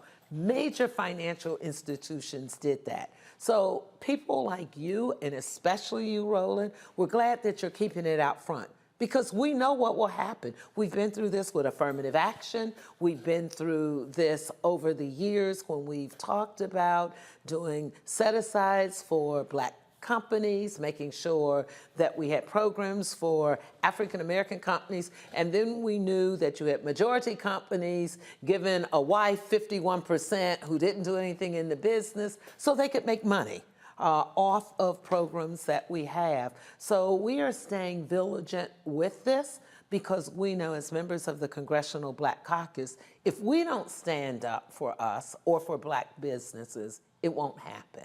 Right, absolutely. And when we talk about those commitments and challenging them, this is also why I try to remind people why elections matter. Yes. Because when the Democrats were in control of the House, you had Congresswoman Waters as the chair of that committee. Yes.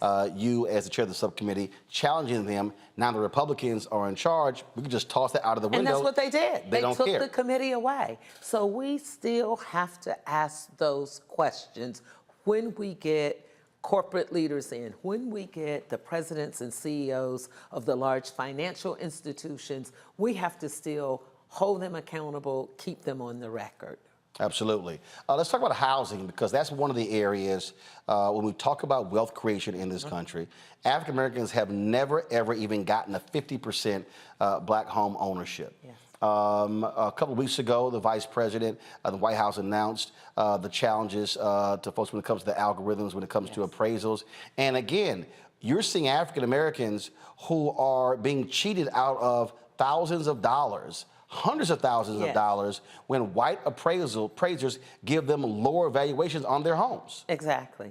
As a matter of fact, as you know, I serve on the Financial Services Committee, and that comes within our jurisdiction. We just had Director Chopra of the CFPB come in, the Consumer Financial Protection Bureau. And that was one of the things we talked about. With this whole new age of AI, artificial intelligence, we're seeing a lot of things with the algorithms. And as I said to someone, have you ever gone into the bathroom and put your hands under the faucet? Well, it never works for me. And I realized I have really large hands for a female.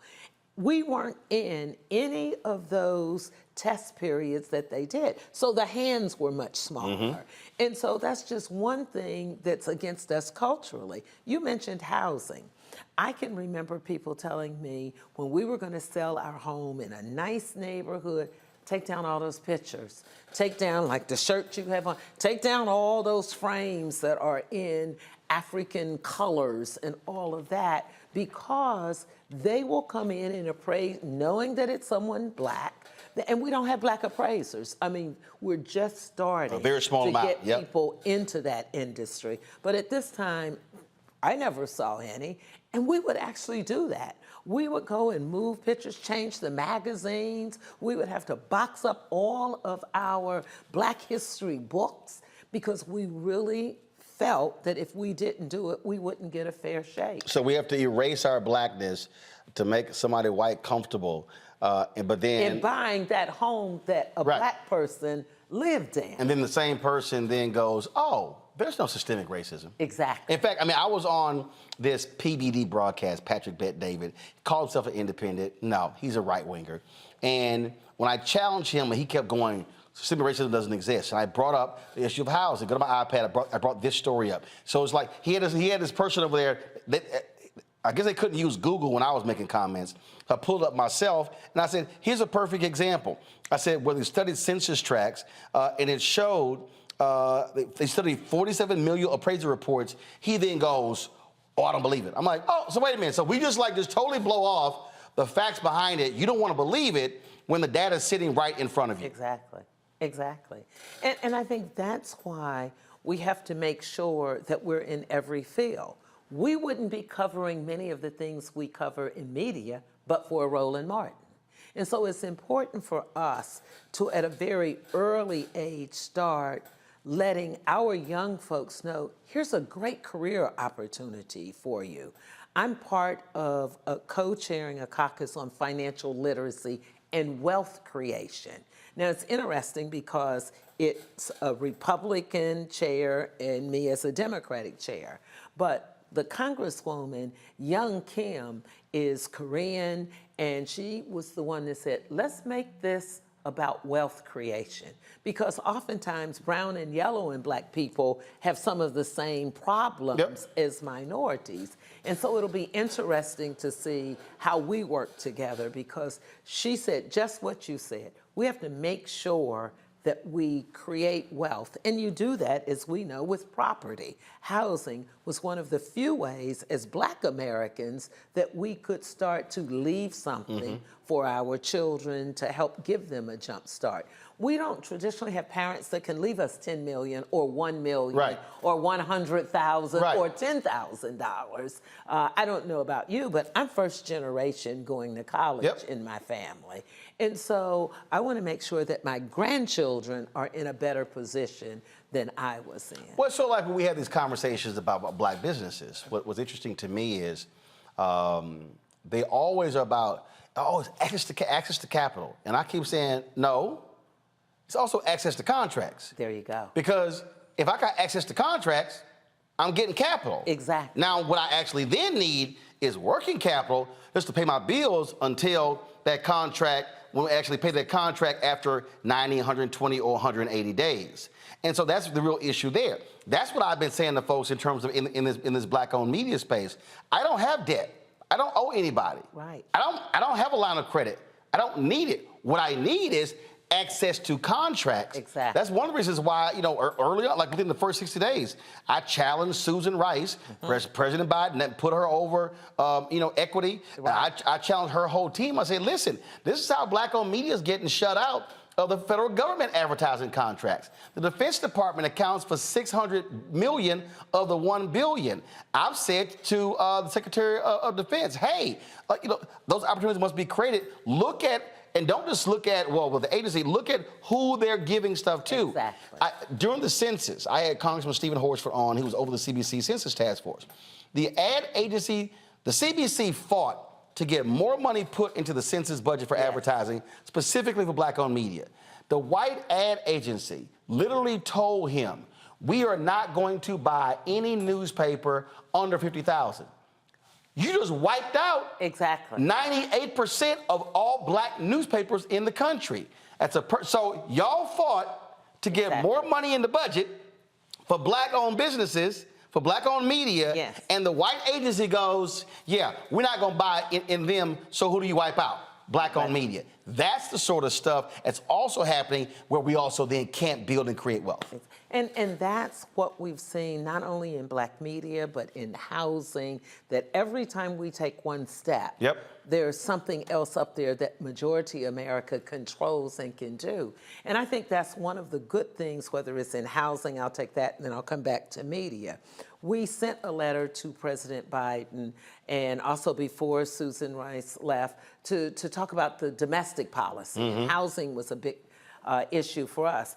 now, as we know, former Congresswoman Marcia Fudge is there now as the Secretary of HUD. She has made a huge difference by coming back home meaning not just to Ohio, but across the country, and putting more money into urban areas. So it proves the point, like having you here, and we need to do, and I'll go on record saying this, we need to do everything we can to help maintain you as a voice for us, just like supporting HUD Secretary Marcia Fudge. The Biden team have really reached out to us, and when you talk about appraisals and doing studies, they created a first ever task force called PAVE to take a look at this. So at least they're hearing us, and I think that's a great first step. When you come back to media, I want people to know, you're not just saying this. You beat up on me pretty badly as the chair of the CPC. Why did I beat up on you? And I welcomed it. I pressed. You pressed. But I tell you what, it gave me the tools that I needed to go into the larger room and the larger caucus and say, look, if I need to go on air to talk about an issue, I can always call Roland Martin, and he returns the call, and he's not afraid to fight. So you had, and I'm going to call out the names because that's what we do. Congressman James Clyburn immediately stood up and told a story about his history in black media. Hank Johnson out of Atlanta stood up and spoke. So I don't know if I had the chance to tell you that, but we then put a letter together to keep challenging, and it's going to be a long time process, but we hear you, and you are so right, because our stories don't get told. And right now, there is more need with us having a Congress and governors across the United States. They want to take away Black history. They want to not acknowledge Black history as American history.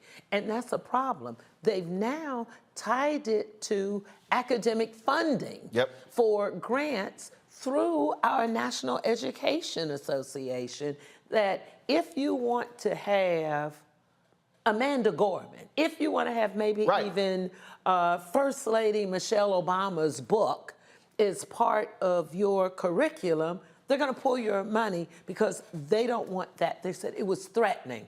Amanda Gorman was threatening to America, is what they said. I have never been so appalled in my entire life. So I came out with a piece of legislation. Jamal Bowman out of New York supported me. And so we want to come here with you and also talk about that, because that is so critical to our children and our future. And I take it back to slavery. I look at it like this. What were they afraid of with slaves? Not how hard they worked, when they could learn to read. That's right. Learn to read. James D. Anderson's book, The Education of Blacks in the South, 1860 to 1935. Here's a story. There's a black woman who said, I caused the death of more slaves than anybody else because I was teaching them how to read. That's right. The fear was reading, because reading gives you knowledge. So now we're going back before 1863, Emancipation, Juneteenth, 1865. Now, right now in high schools, they want to talk about critical race theory. Well, see, that's why for me, that's why I make clear, I don't do gossip. I don't care about no housewives shows. I don't care who had a baby, who got married. I said, because it's so much of that crap out there anyway. We got to have real information, because what drives me nuts when somebody says, well, we didn't know about that. And I immediately go, well, what are you watching? Exactly. And that's why when we're talking about it, and you got to have those places, because here's the reality. I don't care if you got a black president at MSNBC or a black president at ABC News. The reality is they're programming to mainstream. They're programming to white viewers. And so we put black folks front and center. Hold tight 1 second, going to a break. We come back, folks. More of the Congresswoman Joyce Beatty, our panel, they got questions as well. Again, we're talking about housing, financial services, black-owned media. And for all y'all people who love to say, oh man, the CBC ain't doing nothing, ain't doing this, ain't doing that, you literally have no clue what you're talking about, because it's stuff that happens every day that you don't even see that actually impacts you. Don't forget, folks, to download our Black Star Network app, Apple phone, Android phone, Apple TV, Android TV, Roku, Amazon Fire TV, Xbox One, Samsung Smart TV. Also, your dollars matter. Our goal is to get 20,000 of our fans contributing on average $50 each. That's $4.19 a month, 13 cents today. Join our Bring the Funk fan club. If we hit that, that's $1 million raised by our fans. That is huge for us in order to do what we do. Check in money orders. Send to P.O. Box 57196, Washington, D.C. 20037-0196. Cash App, $RM Unfiltered. PayPal, R Martin Unfiltered. Venmo is RM Unfiltered. Zelle, Roland at RolandSMartin.com. Roland at RolandMartinUnfiltered.com. Be sure to get a copy of my book, White Fear, How the Browning of America is Making White Folks Lose Their Minds. Available at bookstores nationwide. Download a copy on Audible. We'll be right back.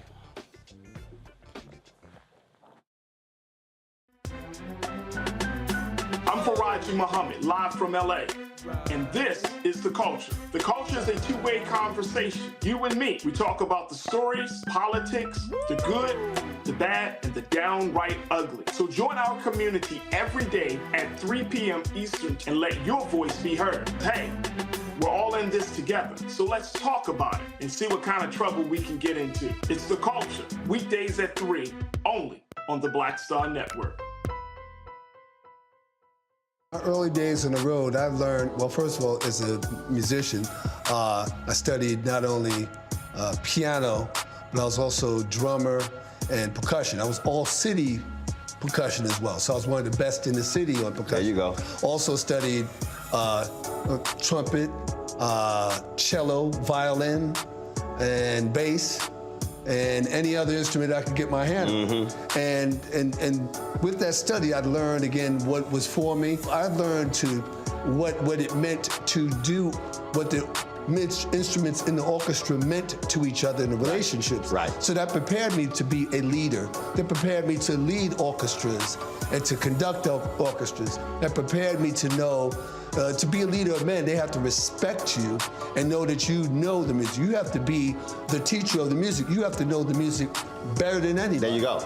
Right, so you can't walk in unprepared.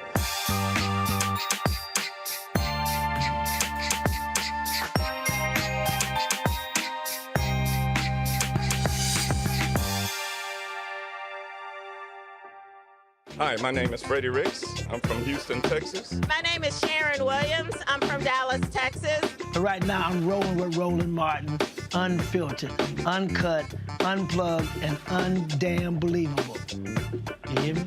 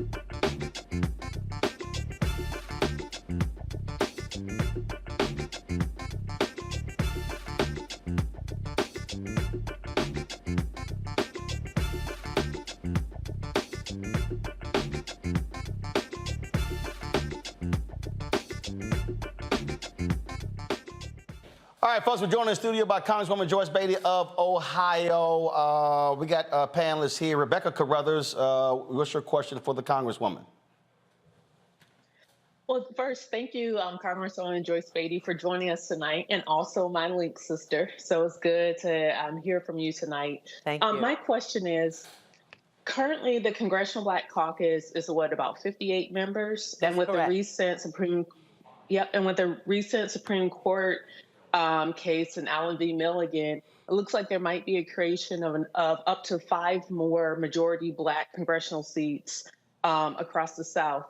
So if Democrats were to take back the House in the next Congress, the CBC will be one of the largest voting blocks, meaning nothing will pass Congress without going through the Congressional Black Caucus. And so can you tell our viewers what is the Congressional Black Caucus's Black agenda? Because oftentimes there's pushback and there's criticism saying that the CBC isn't doing enough for Black people. But can you take a moment to talk about that Black agenda? Absolutely. And first of all, thank you very much for that. And also to Roland, because right before we took a break, Roland said, so many people will say, I don't know what the Congressional Black Caucus stands for or what they're doing.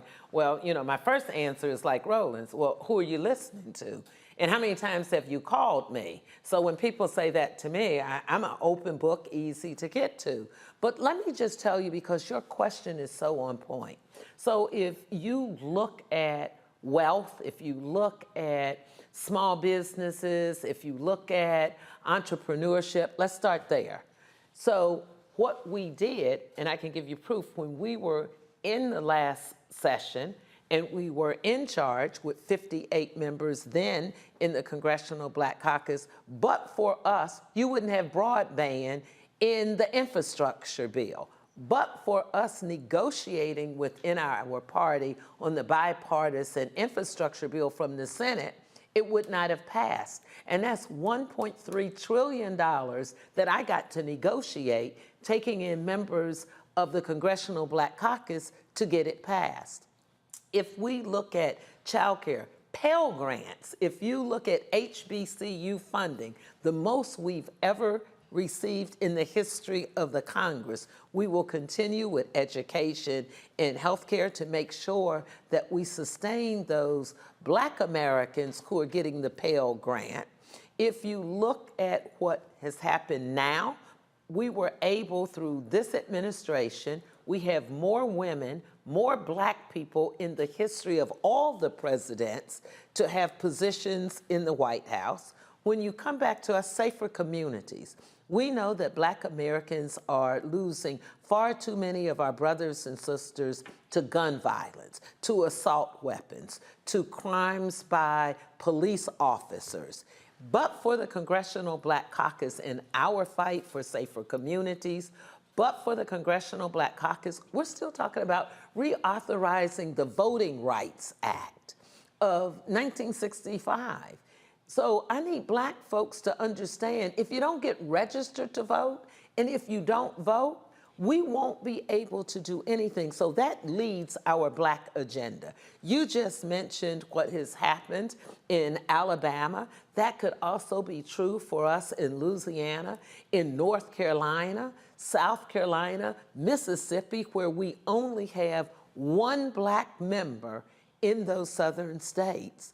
And so if we get that increase, you're right, our numbers will go up. And if we get that and we take back the majority, it puts us in one of the most powerful positions that we can be for voting rights. We can go back and get the George Floyd and Justice in Policing Act. We can get better housing deals, because we know now when we have successes like we did with the Chip and Science Act, $56 billion in a piece of legislation, 26 million came to Ohio, which means we're going to have 100,000 some jobs that we at the Department of Commerce to be able to put an office of opportunity and equity. That was my legislation that was accepted. The Republicans didn't kick it out, and the President of the United States signed it into the bill. Now, we don't wear a sign every day saying, look at what we've done. We're out there in the trenches fighting for Black America, especially.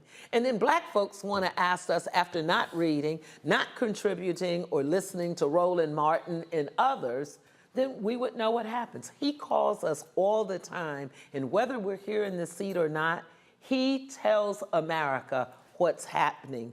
Black media is so important. So I'm going to make a commitment to Roland that we will also continue to fight to make sure that we put more monetary support for Black media. Then I think we would have fewer people, and I know they ask you. You're so active in the community, in the links, and I know they say, well, what do you think they're doing? We also know during Congressional Black Caucus Foundation annual legislative conference, we have more black folks in Washington than we have all year. And they come out for that. So let me just say, we have 15 brain trusts and we have 50-some workshops. We need people to be as much in the workshops as they are in the Thursday and Friday and Saturday partying events. And I can say this here because I do a workshop. Roland has always been there for me. Michael Eric Dyson for 11 years has been the moderator for my panel, and we deal with wealth, money, and disparities. And this year we're going to talk about, because Roland said it, all black folks don't live in poverty. So we have to protect the least of us, but we have to stand up for those of us who are entrepreneurs or who could have a few more zeros if the government helped them, like my Republican colleagues do, to help the 1%, the wealthiest of us. So we're going to be fighting for justice and equality, healthcare, education, safer communities, and to make sure that we get the right type of information and legislation we need to protect women's rights. We have to deal with the constitutional changes that are made. Think about it, 50 years of Roe v. Wade, and with the strike of a vote in a pen, Republicans can set us back 50 years. Well, if they'll do that for that, they'll do it for the things we're saying, taking away Black History Month. And we know Black history is American history. And they want to deny us what we can read, what our children can read about Black Americans, like Amanda Gorton, Michelle Obama. So those are some of the things we're going to be doing. And I'm glad you asked me that question so I could go on my spiel to all America, but Black America. Jesse. Yeah, so first of all, I just want to thank you for taking time out to speak with us.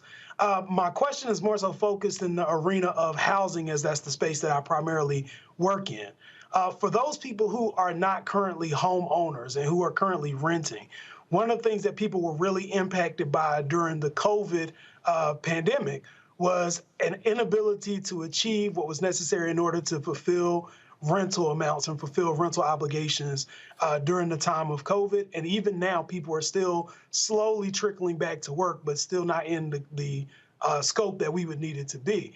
I was just curious as to if there's any legislation or any discussion going on in Washington about continuing and maybe even making permanent rental assistance programs to keep those who are renting in their homes. I think that's a good question, and let me say yes and yes. We have a very strong member of the Congressional Black Caucus who serves as the ranking member on housing, and that's Emanuel Cleaver, someone who has committed a lifetime of work to housing. But I'm glad you brought this up because during the global pandemic, again, but for the Congressional Black Caucus with Maxine Waters, with myself, Cleaver, Al Green, and so many more, we would not have been able to put the moratorium on making sure those who couldn't pay their rent weren't evicted. For those homeowners who couldn't pay their mortgage, we put a moratorium on that they wouldn't lose their house, they wouldn't be evicted, but we also protected those landlords because many of them were Black folks renting out places. So we protected both sides. If you look at the work we're doing right now, we're fighting for our lives to make sure that we protect those who are in Section 8. Many states have a long wait list for you to get on Section 8. And there is a direct linkage to what some of my colleagues on the other side are trying to do with how you live in your housing with also TANF and your benefits there. We're not opposed to saying people have to work to get the requirements for it, but we didn't like what they did. We've had work requirements forever, but they wanted to play with the age limit to make it more difficult for people to get their relief that the government set up for them. And as you know, that relief helps many people pay their rent and stay in their homes. But we are definitely continuing to fight for the rental assistance programs that we have. Right now, we're fighting to keep them. Hopefully, in the next Congress, we will have Hakeem Jeffries as the Speaker. We will have the control, and the Congressional Black Caucus will grow by 3 or 5 members. Robert? Thank you so much for joining us this evening, Congresswoman.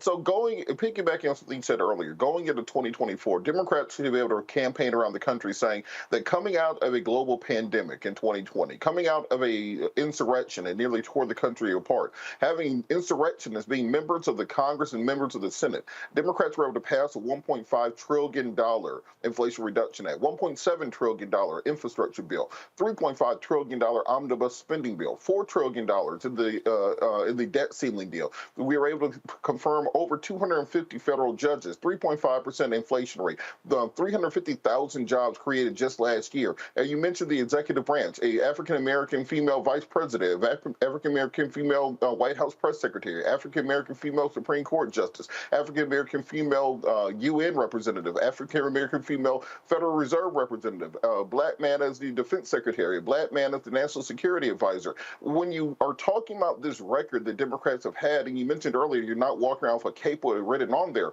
why not? Why is this message not being spread to the American people? If you look at the poll numbers, people assume a lot that Congress and this administration aren't doing something. Meanwhile, this has been one of the most effective first terms of any president since the New Deal. What will it take to get that message out to the rest of the American people?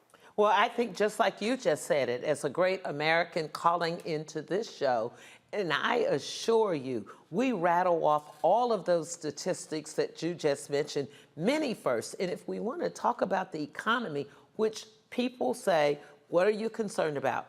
They say safer communities. They say the economy because I want to pay for my shelter over my head. I want to pay for my children to go to college. I want to pay for food. We do that. And you're so right. Many folks did not realize that we have a black woman that is president of XM, Export Import, another sister that I wanted to bring. We have on the Federal Reserve banks, a brother in Atlanta, and we have a sister. So we've done so much in addition to the things you rattled off. But let me just say this, because Roland has a large audience. And when black media and white media invite us and call us, we say it there, but we also put it out on our Facebook and all over social media. Every single thing you've said, the White House, the Biden-Harris team, in every speech, President Biden will tell you, I've done more for black Americans, and he'll rattle off those same individuals and hired more women than all of the past presidents together. So we're doing it, but we have to be open, that we have to be reading and watching more than reality TV shows. We have to be engaged with black media. White media is not always going to tell you what the Congressional Black Caucus is doing. They're also not going to tell you what Biden-Harris is doing. They're still dealing with it. We have a black female as vice president of the United States, who is directly next in line if something would happen to the president or may succeed him in president. So they're not trying to help us. That's why they're trying to take away black history as American history. They're trying to censor what our children can read, because all of this is in the documents that we're reading. Now, I'll do anything the listening audience wants us to do. I'm not bashful about saying what we've done or tooting our own horn, because much of those things that you just referenced happened during my leadership as chair of the Congressional Black Caucus, with Congressman Stephen Horsford as my vice chair, and now doing an amazing job as a black man leading this country and leading the issues for black America. We could not be in a better position than we could be without having Stephen Horsford leading us. So we'll continue to tell our stories. We'll ask Roland to say it every week if we need to do it. Well, we appreciate you dropping by. This is your first time visiting the studio.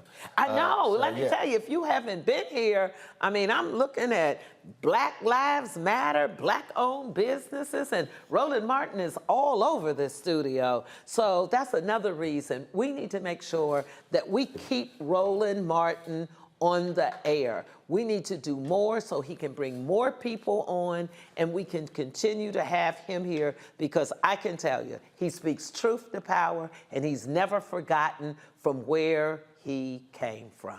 Well, I certainly appreciate it, and we're going to keep doing that. So thanks a bunch, and we will see what happens next. All right. Thanks a bunch. Folks, got to go to the break. We'll be right back. Roland Martin Unfiltered on the Black Star Network. Jolene, come set this. Hatred on the streets, a horrific scene, a white nationalist rally that descended into deadly violence. White people are losing their damn minds. As an angry pro-Trump mob storms the U.S. Capitol, we've seen We're about to see the rise of what I call white minority resistance. We have seen white folks in this country who simply cannot tolerate black folks voting. I think what we're seeing is the inevitable result of violent denial. This is part of American history. Every time that people of color have made progress, whether real or symbolic, there has been what Carol Anderson at Emory University calls white rage as a backlash. This is the rise of the Proud Boys and the Boogaloo Boys. America, there's going to be more of this. Here's all the Proud Boys, guys. This country is getting increasingly racist in its behaviors and its attitudes because of the fear of white people. The fear that they're taking our jobs, they're taking our resources, they're taking our women. This is white fear.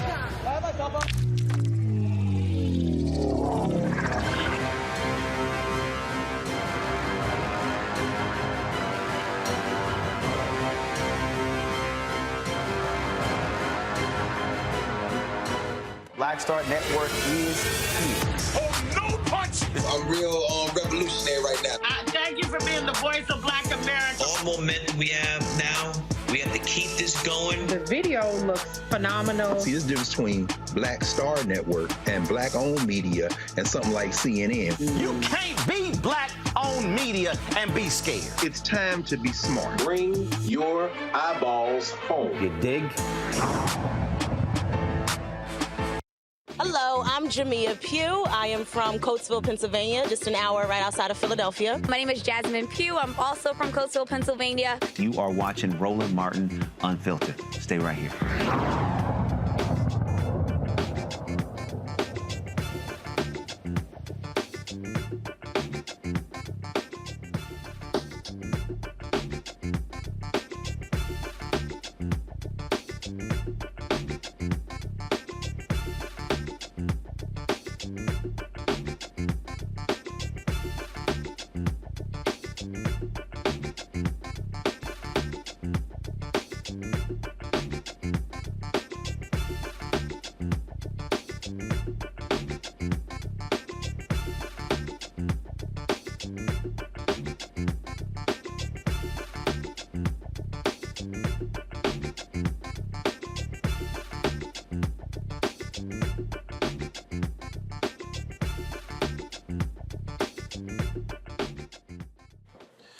In Georgia, opponents of Atlanta's proposed police and firefighting training center are suing the city for delays in approving a petition drive that seeks to force a voter referendum to halt the complex.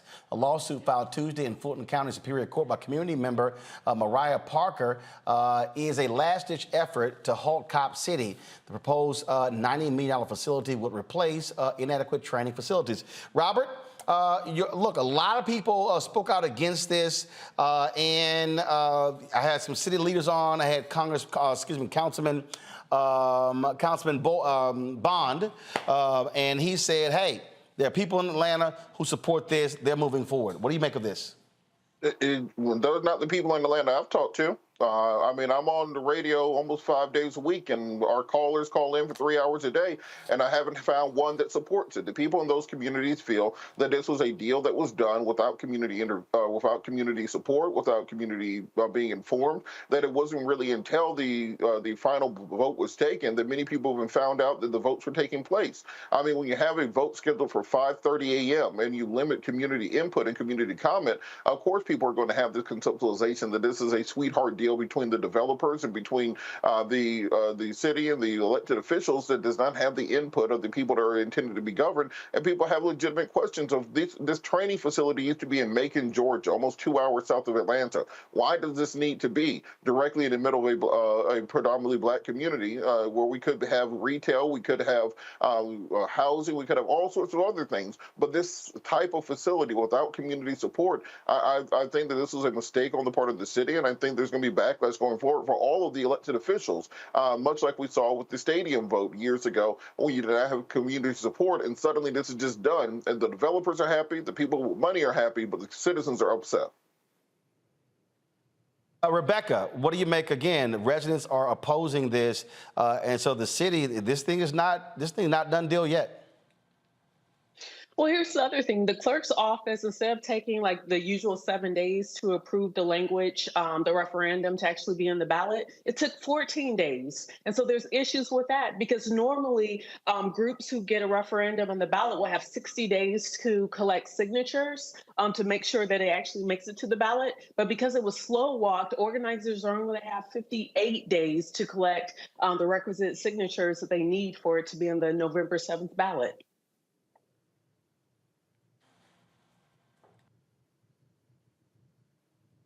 Jesse, go ahead. Well, I think, the people are obviously organized and they're trying to speak against this. And I think anytime that you have a community who is pushing against any sort of development, it needs to be taken into consideration. Unfortunately, I don't live in Atlanta, so I'm not as familiar with what exactly the issue is, but I can imagine that given all of the things that we've seen Atlanta Police Department involved in over the past few years, I can see why residents, particularly African-American residents, may have some concerns. We also know that there are a lot of needs that are in just every American city. There's a need for affordable housing and more access to it. There's a need for expanding on our educational opportunities and educational facilities. And I just feel like, if there's a push by the community to say, hey, maybe this money could be used in another way, or this area, this land could be used in another way that's more conducive to what the community wants, then it needs to be considered. Break. We'll be right back on Roland Martin Unfiltered on the Black Star Network.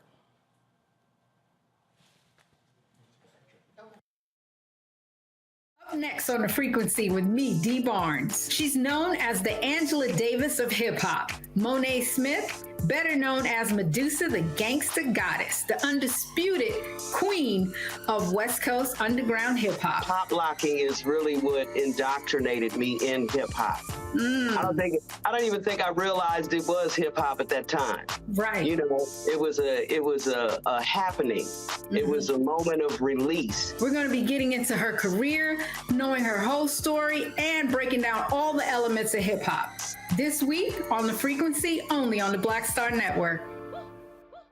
My early days on the road, I've learned, well, first of all, as a musician, I studied not only piano, but I was also drummer and percussion. I was all city percussion as well. So I was one of the best in the city on percussion. There you go. Also studied trumpet, cello, violin, and bass, and any other instrument I could get my hand on. And with that study, I'd learned again what was for me. I learned what it meant to do what the instruments in the orchestra meant to each other in the relationships. Right. So that prepared me to be a leader. That prepared me to lead orchestras and to conduct orchestras. That prepared me to know to be a leader of men, they have to respect you and know that you know the music. You have to be the teacher of the music. You have to know the music better than anybody. There you go. Right, so you can't walk in unprepared.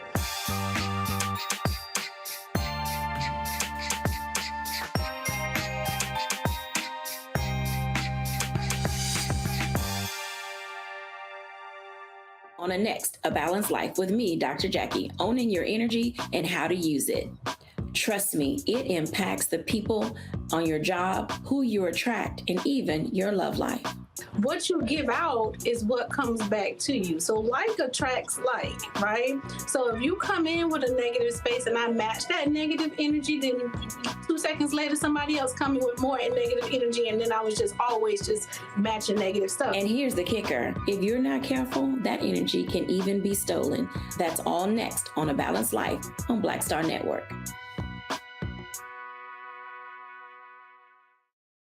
Me, Sherry Shepard, with Sammy Roman. I'm Dr. Robin B., pharmacist and fitness coach, and you're watching Roland Martin Unfiltered.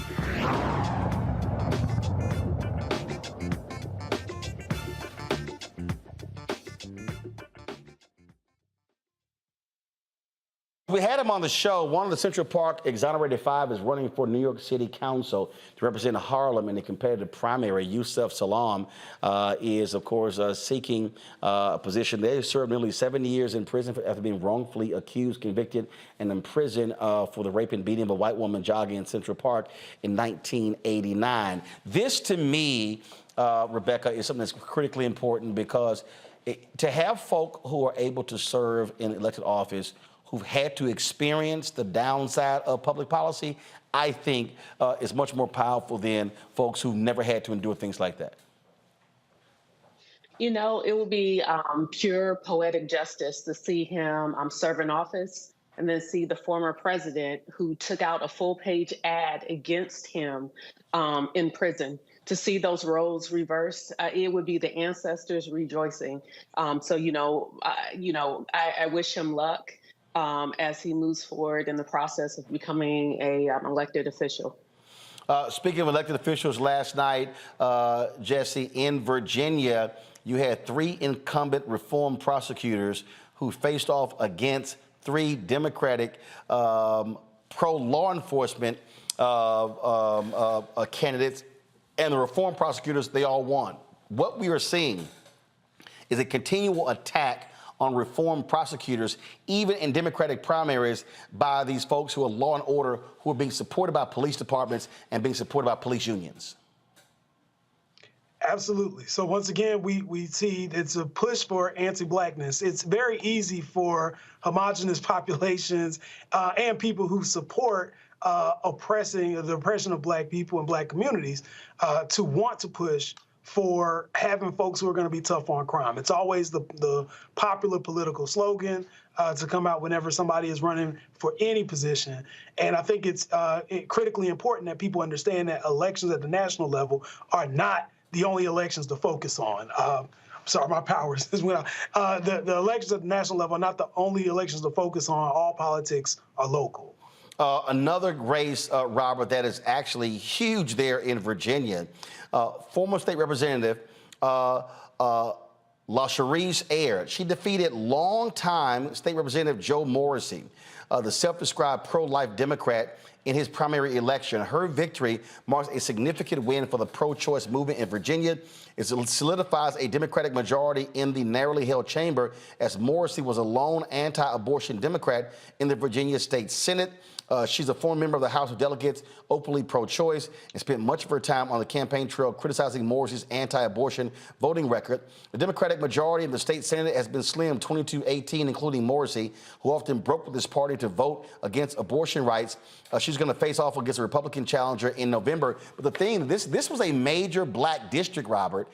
This guy's been highly controversial, had been sleeping with an underage woman, a sister who he later married and had kids with, but then she filed for divorce during the primary, but was still doing robocalls for his campaign. I mean, there were some people who literally were saying Joe Morrissey was blacker than some black state officials. Like, I literally actually heard that in terms of how he voted, and he was, in many cases, bulletproof, but the system was able to take him down. The Democratic Party of Virginia ain't been right since they did wrong by Justin Fairfax. This is just a continuation of that. Every time we do a story about the Virginia Democratic Party, it's always about some sort of mess involved, and I think they have to clean up house there. But I think more so, this should be a shot across the bow for conservative Democrats across the country to understand that the progressive wing of the party is where the energy of the party is. The progressive wing of the party is where the future of the party is. If you talk to 18 to 24-year-olds who are really just getting involved in campaigns, their issues are progressive issues across the board, and it's very important that we're working on what the issues are going to be for 2024. That we can't keep talking about these middle of the road milk toast issues that many people want to harken back to as if we're campaigning in 1958. You have to campaign for the election that's in front of you, and you have to campaign on that strong, progressive, bold agenda that's really going to get people elected. Look, you're absolutely right. Look, people got to understand what we're dealing with. For instance, you got Governor Ron DeSantis of Florida who's running, Mike Pence running for president. These two idiots literally were speaking in Greensboro, North Carolina, and Florida. And you know what they said? Oh, if I'm president, we're going to restore Fort Bragg. They want to bring back the Confederate name of a military base. So ain't it funny when I see these people on social media talking about it's the Democrats, they the ones who supported Jim Crow. Who's the one standing up for the Confederacy in the 21st century? Republicans. Watch this. And I also look forward to, as president, restoring the name of Fort Bragg to our great military base in Fayetteville, North Carolina, and thank the people that have served there, and they're proud of their service there. And it's an iconic name and an iconic base, and we're not going to let political correctness run amok in North Carolina. Gotta go, but let's be real clear. That dumbass can't do that because Congress passed a law to change the names. He can't do nothing unilaterally. Well, I think that's the whole thing with DeSantis, that he is trying to run almost a George Wallace-style campaign for president, where he's running on CRT, he's running on the anti-woke agenda. I'm going to bring back the names of Fort Bragg and Fort Benning. I want to defend Confederate monuments, etc. And just when somebody tells you who they are, just believe them. Ron DeSantis is telling you that he is trying to run on a pro-Klan agenda. We have to believe him when he says that. If you look at the policies that he has done in Florida, what has happened to test scores in Florida since he became governor? You've seen math scores in Jackson County drop by 24 points. Reading scores in Opelousas County down 17 points. So this anti-woke agenda has not worked in Florida. And we're seeing it that it's not going to work nationwide. The fact that Ron DeSantis is still down by 30 points to somebody who's been indicted twice should tell you all you need to know about the residency of his messaging. Robert, we appreciate it. Thanks a bunch. Jesse, real simple. Bottom line is this here. They're not just DeSantis and Pence, the whole damn Republican field. They are appealing to whiteness. That is their strategy. Absolutely. It seems like they always play to the numbers game, and they feel like if they can get everybody on the quote-unquote white side to support their cause, they'll be able to retain power. But I think it's important for people to also understand that this isn't the first time that we've heard about Ron DeSantis doing things that are racialized. And I think if you go back to the Florida gubernatorial election, we heard that wonderful quote from Andrew Gillum that says, we're not saying that he's racist, but the racists think he's racist. And so he's trying to weaponize that in order to get even more political power. And I think it's very important for everybody in the voting community to look and see what's happening and be ready to, if you haven't registered already, go ahead and do it. Be ready when the time comes. And Rebecca, while you got the white Republicans saying this, well, you got Senator Tim Scott saying this. And the left, we all know this to be true. The left weaponizes race whenever they're losing an argument.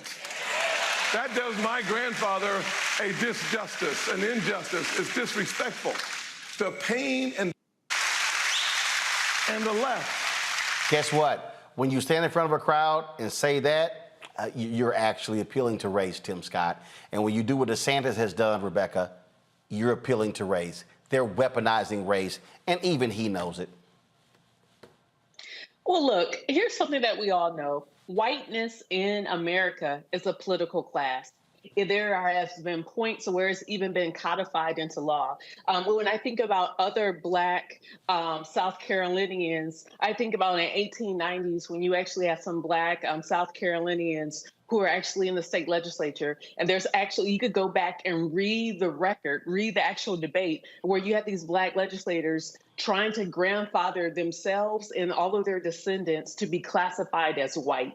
And so as you're talking about white supremacy and what we're seeing that's coming from the conservative party in America, once again, this is about protecting whiteness because whiteness equals power, and it is codified in certain code as an actual like political class. So that's what these people are fighting for. So even though Tim Scott, we know him ethnically to be African American, he's still fighting to be a part of that white political class. Absolutely. Jesse, Rebecca, Robert, I appreciate all three of you being on today's show. Thank you so very much, folks. That is it. I will see you guys tomorrow. Right here on Roland Martin Unfiltered. Do not forget, support us in what we do. Download our app, Black Star Network app, Apple phone, Android phone, Apple TV, Android TV, Roku, Amazon Fire TV, Xbox One, Samsung Smart TV. Also, join our Bring the Funk fan club. Send your check and money order. P.O. Box 57196, Washington, D.C. 20037-0196. Cash App, $RM Unfiltered. PayPal, R Martin Unfiltered. Venmo, RM Unfiltered. Zelle, Roland at RolandSMartin.com. Roland at RolandMartinUnfiltered.com. Be sure to get a copy of my book, White Fear, How the Browning of America is Making White Folks Lose Their Minds. Available at bookstores nationwide, Amazon, Barnes & Noble. Download your copy on Audible. Folks, that's it. I'll see y'all tomorrow. Holla! Folks, Black Star Network is here. Oh, no punches! I'm real revolutionary right now. Support this man, Black Media. He makes sure that our stories are told. Thank you for being the voice of Black America, Roland. Stay black. I love y'all. All momentum we have now, we have to keep this going. The video looks phenomenal. See, there's a difference between Black Star Network and Black-owned media and something like CNN. You can't be Black-owned media and be scared. It's time to be smart. Bring your eyeballs home. You dig? Pull up a chair. Take your seat. The Black Tape with me, Dr. Greg Carr, here on the Black Star Network. Every week, we'll take a deeper dive into the world we're living in. Join the conversation only on the Black Star Network. Hi, I'm Dr. Jackie Hood Martin, and I have a question for you. Ever feel as if your life is teetering and the weight and pressure of the world is consistently on your shoulders? Well, let me tell you, living a balanced life isn't easy. Join me each Tuesday on Black Star Network for A Balanced Life with Dr. Jackie. We're all impacted by the culture, whether we know it or not. From politics to music and entertainment, it's a huge part of our lives, and we're going to talk about it every day right here on The Culture with me, Faraji Muhammad, only on the Black Star Network. I'm Deborah Owens, America's Wealth Coach, and my new show, Get Wealthy, focuses on the things that your financial advisor and bank isn't telling you, but you absolutely need to know. So watch Get Wealthy on the Black Star Network.